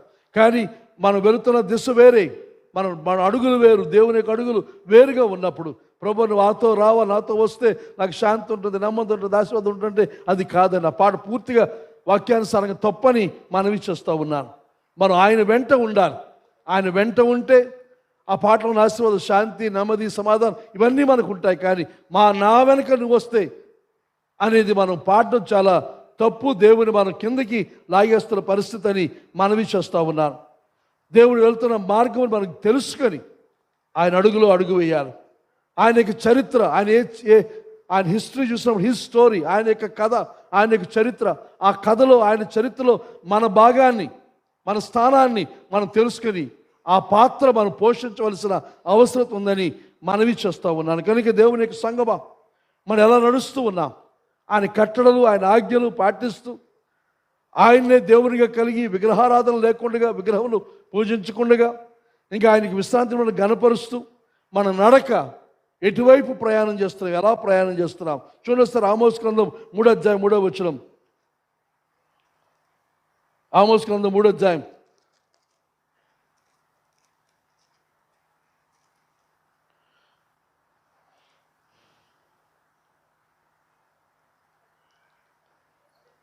మనం 2 నుంచి చదువుదాం.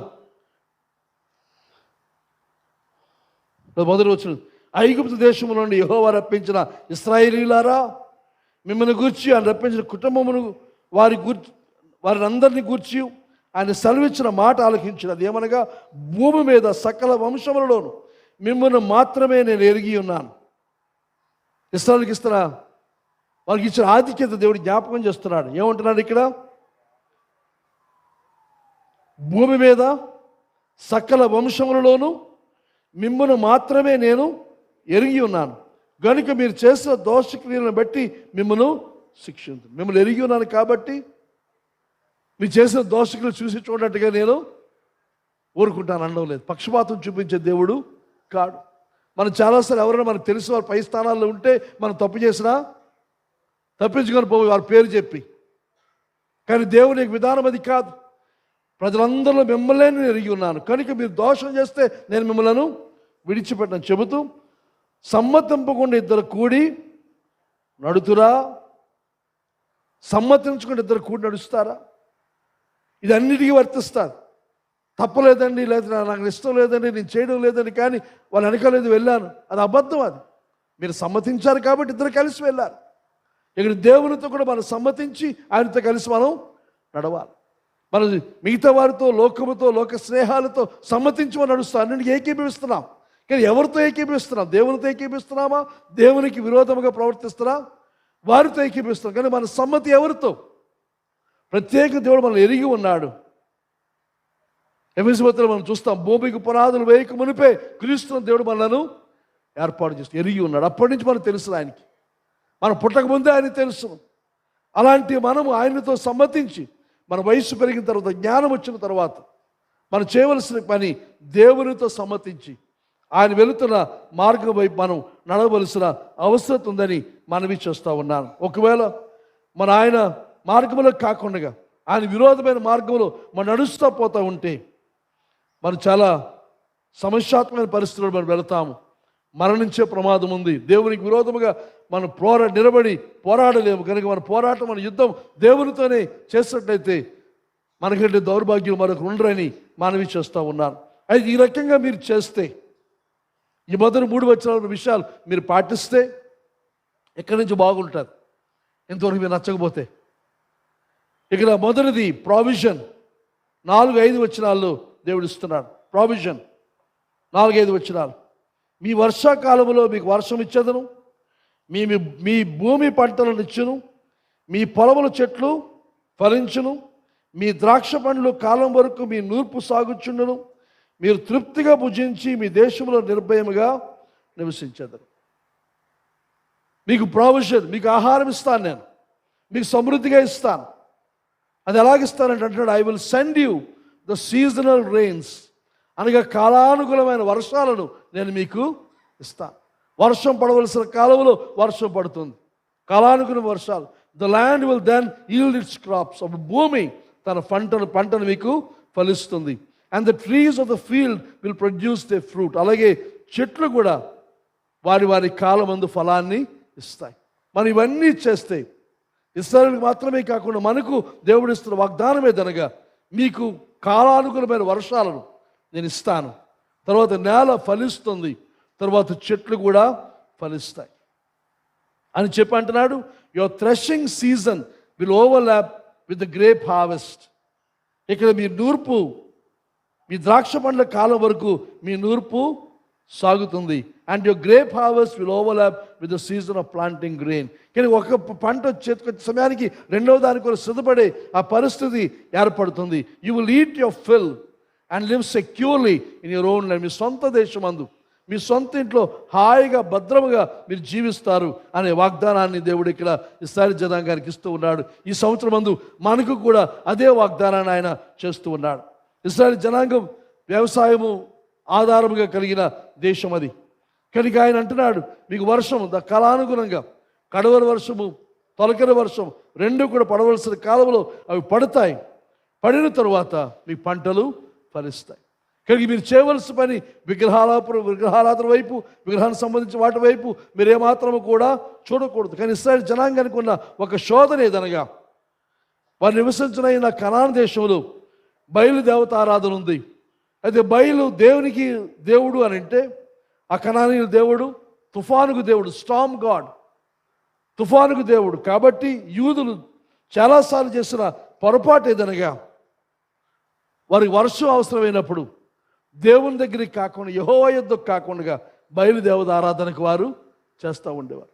లేదా కొంతమంది ఇటు యెహోవాను సేవిస్తూ అటు బయలును కూడా సేవిస్తూ, అంటే దేవుణ్ణి దెయ్యాన్ని ఇద్దరిని కూడా శాంతింప చేయడానికి ప్రయత్నం చేస్తున్న పరిస్థితిని మనం చూస్తూ ఉన్నాం. అది భయంకరమైన విగ్రహారాధనలో ఇంకో భయంకర విషయం ఏదైనా, ఒక ప్రక్క దేవుని సేవిస్తూ మరి ప్రక్క విగ్రహాలను కూడా సేవించడం ఎందుకైనా మంచిదన్నట్టుగా జాగ్రత్త పడే ఆ పరిస్థితి. దేవుడు దానికి ఎంతగానో వ్యతిరేకి అని మనవి చేస్తూ ఉన్నాడు. దేవుడు తనకి ప్రజలను శిక్షించడం కోసం, దండించడం, డిసిప్లిన్ చేయడం కోసం వర్షాలను ఆపేవాడు. మనకు తెలుసు ఏలియా కాలంలో 3.5 సంవత్సరాలు వర్షం కురవలేదు. ఎందుకనగా వారు దేవుని విడిచిపెట్టి విగ్రహారాధన చేస్తున్న ఆ కాలంలో, ముఖ్యంగా బయలుదేవత ఆరాధన అధికమైన కాలంలో దేవుడు వర్షాన్ని ఆపినట్టుగా మనం చూస్తూ ఉన్నాం. కానీ ఇక్కడ చెప్పాలంటే దేవుని చిత్త ప్రకారం మనం జీవిస్తూ ఒకవేళ మనం వర్షం మీద, పంటల మీద ఆధారపడి, లేక మన జీతాల మీద, లేదా ఉద్యోగాల మీద, మన సంపాదన, ఇతర రాబడుల మీద ఆధారపడి ఉంటే మనవి చేస్తున్నాను, అవి కూడా ఈ లెక్కలోనికి వస్తాయి. మనది ఇంకా మన చేతిలో డబ్బు కాకముందే మన ధనాన్ని ప్రభు అనుగ్రహిస్తారు. ఎలాగూ ఈ నెల గెలవడం ఎలాగూ అని చింతించవలసిన పని లేకుండా సమయానికి మన అవసరం తీర్చబడే విధముగా దేవుడు మన సహాయాన్ని అందిస్తాడు. ఎప్పుడు అనంటే ఆ పై 3 వచనాల ప్రకారంగా మనం జీవిస్తే ఆ ప్రావిజన్ యెహోవా ఈరే ఆయన చూసుకుంటాడు. ఏ రోజు కూడా మన ఆకలితో ఉండవలసిన అవసరత లేదు. ఇంత పిల్లలు పాడారు, సింహ పిల్లలు లేమి కనవచ్చు, ఆకలి కనవచ్చు, కానీ ఆయన విశ్వాసం ఉంచేవాడు ఆకలి గనుడు. అనగా ఆకలితో పస్తు ఉండవలసిన పరిస్థితి మనకి ఎంత మాత్రం కూడా ఉండదు. కానీ మనమే వారానికి 1 రోజు 2 రోజులు లేకపోతే ఒక పూటో తప్పనిసరి ఏం చేయాలి? పస్తు ఉండాలా, ఉపవాసం ఉందాం. ప్రభు ఈ వారం అంతా నన్ను పోషించావు, నీకు వందనాలు చెప్పి 1 రోజు లేదా ఒక పూట, కనీసం ఒక రోజు ఉండలేని వారు కనీసం ఒక మధ్యాహ్నం, ఒక రాత్రి, ఒక పూట. రాత్రి ఉపవాసం చాలా సులువు. సాయంత్రం 4 వరకు ఏదో తినేసి అక్కడి నుంచి తినకుండా రాత్రి పడుకుంటూ పోతే ఉపవాసం అయిపోద్ది. అది సులువైన ఉపవాసం. కొంతమంది ఆ ఉపవాసాలు 40 దినాలు, 50 దినాలు, 100 దినాలు చేస్తూ ఉంటారు. అలా చేయొచ్చు, మనం తప్పేమీ లేదు. కనుక దయచేసి పస్తుండవలసిన పరిస్థితి మనకు ఉండదు. సమృద్ధిని ఆయన మనకి ఇస్తారు. మనం పోషించే దేవుడు ఆయన. ఒకరు వ్యవసాయం మీద ఆధారపడితే తగిన కాలం మీద వర్షాలు కురుస్తాయి. ఒకరు వ్యాపారం మీద ఆధారపడితే మన వ్యాపారం బ్రహ్మాండంగా సాగుతుంది కదా అని 7 రోజులు, 14 రోజులు, 365 రోజులు వ్యాపారం వెళ్ళిపోతే దుంప నాశనం అయిపోతారు. జాగ్రత్త. చెప్పించడం లేదు నేను, మనం చేస్తున్న పని మన మీదకే వస్తుంది. కొంతమంది ఆ సంపాదన అదే దృష్టి. కొంతమంది సంఘంలో కొంతమంది ఉన్నారు, పేర్లు చెప్పను కానీ మీకు తెలుస్తుంది. ఆరోగ్యం బాగుంటే వాళ్ళు రారు. ఎవరెవరు రాలేదు ఒకసారి చూసుకుని మీ ప్రక్కన. ఎందుకు రాలేదు? ఆరోగ్యం బాగుంది, 9కి వెళ్ళిపోయారు, ఉద్యోగానికి వెళ్ళిపోయారు, డ్యూటీకి వెళ్ళిపోయారు. ఆరోగ్యం బాగుంటే కనబడరు. మరి కలాసి పని కావచ్చు, లైన్ కావచ్చు, మరి ఏదైనా కావచ్చు. ఒంట్లో కుదురుగా ఉంది అంటే, కొంచెం ఉత్సాహంగా ఉంది, లోపల బాగుందని అంటే దేవుని సన్నిధిని నిర్లక్ష్యం చేస్తారు. జాగ్రత్త. అది మీకు ఆశీర్వాదము, లాంగ్ రన్లో అది శాపము, నష్టమని మనవి చేస్తూ ఉన్నాను. దేవుడు గద్దిస్తున్నాడు, హెచ్చరిస్తూ ఉన్నాడు. దాన్ని మనం పట్టించుకోకపోతే ఏదో దినమందు కొడతాడు. ఆయన కొట్టినప్పుడు తిరిగి లేవలేం, అది బాధ. ఆయన కొడితే అంటే హెబ్రీ పత్రిక మనం చదువుకున్నాం, తెలుసుండి కావాలని చెప్పి ఎన్నిసార్లు చెప్పాలి నాకు అర్థం కాదు. కొంతమంది 30 సంవత్సరాలుగా క్రైస్తవులు విశ్వాస సంఘానికి చెందినవారు పాకల నుంచి ఉన్నారు. మన చరిత్ర ఐగుప్తు నుంచి ఉన్నట్టుగా పాకల నుంచి ఉన్నామని చెప్తారు. చెప్పి ఇప్పటికి ఇంకా కొత్త వారిలాగా, ఇప్పటికి ఇంకా వారానికి ఒకసారి చర్చికి రావడం అంటే ఎంతో వింతగా ప్రవర్తిస్తూ వారిని ఏమనాలి? అన్నీ బాగానే జరుగుతున్నాడు, మాకు అంతా బాగుందని అంటే బాగుంది, సరే ఎంతకాలం? ఒకసారి ఆలోచించండి. దేవుడు ఇంతగా మనల్ని ఆశీర్వదిస్తూ ఉంటే, ఇంతగా మనల్ని దీవిస్తూ ఉంటే మనం ఎలాగూ ఆయన ప్రవర్తించాలి ఒకసారి ఆలోచించండి. తర్వాత మొదటిది ప్రావిజన్, తర్వాత రెండవది పీస్ అండ్ విక్టరీ, సమాధానం మరియు విజయం. 6-8 వచనాల్లో అంటున్నాడు ఇక్కడ, ఆ దేశంలో నేను మీకు క్షేమము కలుగజేసేదను. మీరు ఇంకా వాగ్దాన దేశంలో ప్రవేశించక ముందు దేవుడు ఇస్తున్న వాగ్దానం ఇది. ఆ దేశంలో నేను మీకు క్షేమము కలుగజేసేదను. మీరు పండుకున్నప్పుడు ఎవడూ మిమ్మల్ని భయపెట్టడు. ఆ దేశంలో దుష్టమృగములు లేకుండా చేసేదను. మీ దేశంలోనికి ఖడ్గము రాదు. మీరు మీ శత్రువులను తరిమెదరు, వారి మీ ఎదుట ఖడ్గము చేత పడెదరు. 8వ వచనం, మీరు 5 100 మందిని తరుముదురు, 100 మంది 10,000 మందిని తరుముదురు. మీ శత్రువులు మీ ఎదుట ఖడ్గము చేత కూలుదురు. మీకు సమాధానం మరియు విజయం, పీస్ అండ్ విక్టరీ. మీరు రాత్రి పడుకున్నప్పుడు భయం లేకుండా పడుకుంటారు. మీరు ఎంతమంది భయం లేకుండా నిద్రపోతున్నారు రాత్రులు? తలుపు వేసామో లేదో చూసుకోకుండా ఎంతమంది ధైర్యంగా పడుకోగలరు? ఎంత జాగ్రత్త! గడిలో తాళాలు గడి మీద గడిలు వేసి మళ్ళీ తిరిగి ఉందా లేదని ఊపి లాగి చూసి ఎంత భయం! ఏ చిన్న శబ్దమైన భయం. కానీ అంటున్నాడు, ఈ మొదటి 3 వచనాల ప్రకారంగా మీరు జీవిస్తే మీకు భయపడాల్సిన పని లేదు. ఏదో పాము వచ్చేస్తుందనో, పంది వచ్చేస్తుందనో, లేకపోతే నక్క వచ్చేస్తుందనో, లేదా పిల్లి బావురు పిల్లి వచ్చేస్తుందేమో అని భయపడాల్సిన పని లేదు. వాటి మీకు ఆపద రాకుండా కాపాడే దేవుడను నేను. అలాగే శత్రువులు కూడా మీ దగ్గర రాలేరు. శత్రువు మీ మీదకి రాలేడు. మిగతా దేశాలు, మిగతా జనాంగాలు, యూదులు కాని వారందరూ కూడా వారికి ధైర్యం, వారి యొక్క రథాలు, వారి యొక్క గుర్రాలు, వాటి మీద ఆధారపడి జీవించేవారు. కానీ కీర్తన 20 కీర్తన 7వ వచనం చూసి అంటున్నాడు, దావీదు అంటాడు, ఇక్కడ కొంతమంది గుర్రములు బట్టి రథములు బట్టి అతిశయిస్తారు. మేమైతే ఆయన నామమును బట్టి, we remember the name of the Lord, దేవుని యొక్క నామమును బట్టి ఆ నామమును జ్ఞాపకం చేసుకొని మేము ధైర్యంగా ఉంటాం, కలిగి సమాధానం కలిగి జీవిస్తాం. యోహాను సువార్త 14 ప్రభు అంటాడు, నా సమాధానం మీకు ఇస్తున్నాను. ఈ లోకంలో మీకు కలవరం ఉంటుంది, చింత ఉంటుంది, బాధ ఉంటుంది, కానీ నేను మీకు నా సమాధానం ఇస్తున్నాను. ఆ సమాధానం ఎలాంటిది అన్నప్పుడు ఫిలిప్పీ పత్రిక 4 రాస్తాడు, పీస్ దట్ పాసెస్ అండర్స్టాండింగ్, అనగా సమస్త జ్ఞానమునకు మించిన సమాధానం. ఆయన ఇచ్చే సమాధానం మనకు ఎంత భద్రంగా ఉంది. తలుపులు బాగా తాళాలు వేస్తాం, మన బయట వాచ్మెన్ ఉన్నాడు, గోర్ఖా తిరుగుతూ ఉన్నాడు, కనుక మనకి ఏ ఆపద లేదు అనుకునే అది కాదు. ఈ ఉన్నా లేకపోయినా, తలుపు వేసినా వేయకపోయినా ఏ ప్రమాదం మన దరి చేరనవదని, రాదని దేవుని మీద ధైర్యంతో మన గొప్ప సమాధానం. చుట్టూ పరిస్థితి ప్రతికూలంగా ఉన్నప్పటికీ జ్ఞానమునకు మించిన సమాధానం, పీస్ మన దేవుడు ఇస్తాడు.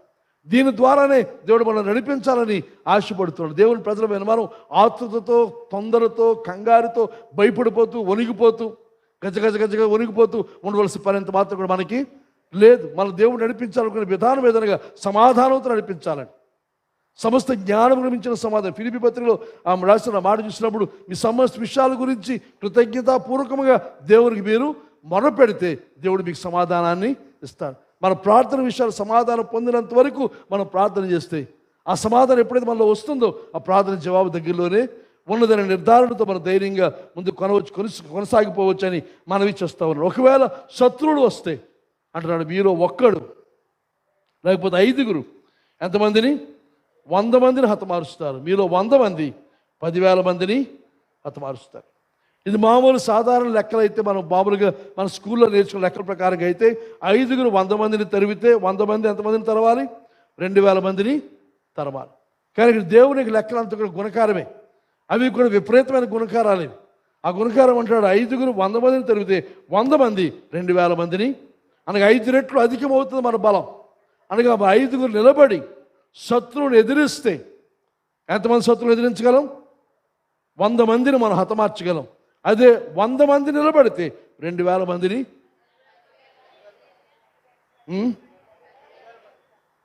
పొరపాటు చెప్తున్నాను కదా. మామూలుగా అయితే లెక్కపరంగా 100 మంది 2,000 మందిని చేయాలి. కానీ 100 మంది ఎంతమంది హతమారుస్తారు? 10,000 మందిని. ఇది సినర్జీ. అనగా ఒకరికంటే ఎక్కువ మంది మనం కూడినప్పుడు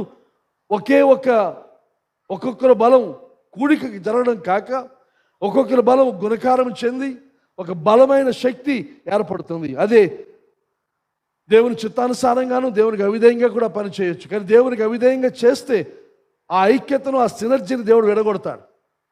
బాబేలు గోపురం ఉదాహరణకి మాటల్లో తారుమారు చేశాడు దేవుడు. వారు అనుకున్న వారి కొరకు పేరు సంపాదించుకుందాం, ఒకవేళ ఈసారి మళ్ళీ జలప్రలయం వస్తే ఆకాశానికి ఎక్కిపోదాం, దేవుని దగ్గరికి వెళ్ళిపోదాం, దేవుడు ఉన్న స్థానానికి వెళ్ళిపోయి ఆయన కింద తోసేద్దాం. లూసిఫర్ ఆలోచనే వారు కలిగి అది కట్టుకుంటాడు. దేవుడు దిగి వచ్చి వారి మాటలను తారుమారు చేస్తారు. ఒక్కొక్కసారి మన ఐక్యత, మన యొక్క బలం కూలిపోయింది, చెడిపోయింది అని ఒకసారి మనం ఆలోచించాలి. ఆ ఐక్యత దేవుని చిత్తానుసారమైన ఐక్యత. దేవుని వ్యతిరేకంగా మనం కూడుకుంటున్నామేమో, దానివల్లనే దేవుడు ఐక్యతను విచ్ఛిన్నం చేస్తాడేమో. ఆ విచ్ఛిన్నం చేయడానికి పెద్ద తగువ అయిపోలేదు. చిన్న తేడా, చిన్న మాట తేడా, అవగాహన తేడా, లేకపోతే ఇంటర్ప్రిటేషన్ తేడా, ఆ తేడాలో మనం చీలిపోయి ఉన్నామని ఒకసారి ఆలోచించాలి. ఆ స్నేహము, ఆ బంధము, ఆ ఐక్యత, ఆ కలయిక ఒకసారి పరీక్షించుకునే అవకాశాన్ని దేవుడు ఇస్తున్నాడు కనుక దాన్ని సరి చేసుకోవాల్సిందిగా మనవి చేస్తూ ఉన్నాను. ఇంకా యెహోషువ గ్రంథంలో 23 అధ్యాయాలు అంటున్నాడు. తర్వాత చదువుకోండి. యెహోషువ గ్రంథం 23 అధ్యాయం 9-11 వచనాలు. యెహోషువ చివరిలో వృద్ధాప్యమందు ఈ మాట ఇశ్రాయేలు జనాంగం అంటున్నాడు, మీరు ధైర్యంగా ఉండండి, దేవుని మాట ప్రకారంగా జీవించండి, దేవుని వాక్యాన్ని మీకు లోబడండి అని చెబుతూ, మీరు అలా చేస్తే మీరు ఒక్కడు 1000 మందిని తరుముతారు. మీరు ఒక్కరు 1000 మందిని తరంగల ఆ బలము దేవుడు మీకు ఇచ్చాడు. కానీ దేవుడు ఆ బలాన్ని మనకి ఇచ్చి ఉన్నాడని మనవి చేస్తాం. మనకి సమాధానం, తర్వాత విజయం. మనకు వ్యతిరేకంగా రూపించబడిన ఆయుధం ఏది కూడా వర్ధిల్లదు. సంఘం వ్యతిరేకంగా రూపించిన ఏ ఆయుధం కూడా సంఘం పాడు చేయవాన్ని నేను పాడు చేస్తాను. కనుక దాన్ని వాక్యాన్ని మనం గమనించి వాక్యాన్ని ఎరిగిన వారమై మన సంఘములకు దీవెనకరంగా ఉన్నామా, సంఘాన్ని పాడు చేసి చెడు చేసే వారంగా ఉన్నామా, మన కలయికలు, మన ఐక్యతలు, మనకి కూడికల నుండి 10 వచనాలు ప్రావిజన్ అండ్ ఫేవర్. మన రెండవ ప్రావిజన్ ప్రభిస్తున్నాడు. ఏనగా నేను మిమ్మల్ని కటాక్షించి మీకు సంతానం ఇచ్చి మిమ్మల్ని విస్తరింపజేసి మీతో నేను చేసిన నిబంధనను స్థాపించదును. మీరు చాలా కాలము నిలువైన పాతికిన ధాన్యమును తినెదరు, క్రొత్తది వచ్చినను పాతది మిగిలిండును. అంటే పంట విస్తారం, ఇంకా పాతది ఉంటుండగానే క్రొత్త పంట వచ్చే పరిస్థితి. ఈ ఆశీర్వాదం మనకి ఇస్తానని దేవుడు వాగ్దానం చేస్తూ ఉన్నాడు. తర్వాత ఇంకొక వాగ్దానం అంటున్నాడు,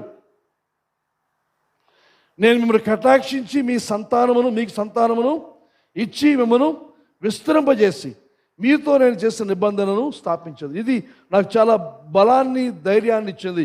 ముఖ్యంగా ఆత్మీయ సంతానాన్ని, ఆత్మీయ పంటను దేవుడు మనకి ఇచ్చి మనతో చేసిన నిబంధన, మనం చేసిన వాగ్దానం, మనం చూపిన దర్శనం, ఒక నెరవేర్పు ఇక్కడ ప్రభు మాటలో మనకు కనబడుతుందని మనవి చేస్తా ఉన్నాను. ప్రభు చెప్పాడు, నేను నా సంఘమును కట్టుదును, పాతాళలోకి ద్వారములు దాని ఎదుట నిలువన్నారు. ఇది అంటున్నాడు,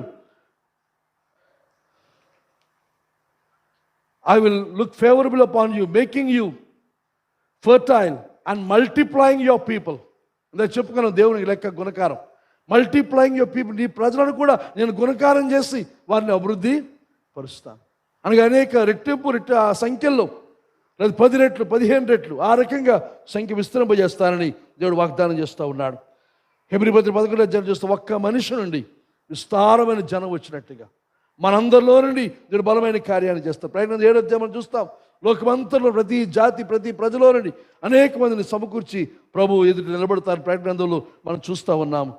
కనుక దేవుడు మన సంఖ్యను, సంఘం యొక్క సంఖ్యను మల్టిప్లై చేస్తారు. ఏదో 10 మంది 15 మంది కాక రెట్టింపు, లేకపోతే 3 రెట్లు 4 రెట్లు 5 రెట్లు ఆ రకంగా ఆ రెట్లలో ఆ ఎదగవలసిన అవసరం ఉంది. దేవుడు దాన్ని చేస్తాడు. నన్ను అడుగుము, జనములను నీకు ఇస్తాను దేవుడు వాగ్దానం చేస్తున్నాడు. కనుక ఈ వాగ్దానం పట్టుకున్న వారమై ధైర్యం సంవత్సరం అంతా ముందుకు వెళదాం. ఆఖరిది ప్రజెన్స్.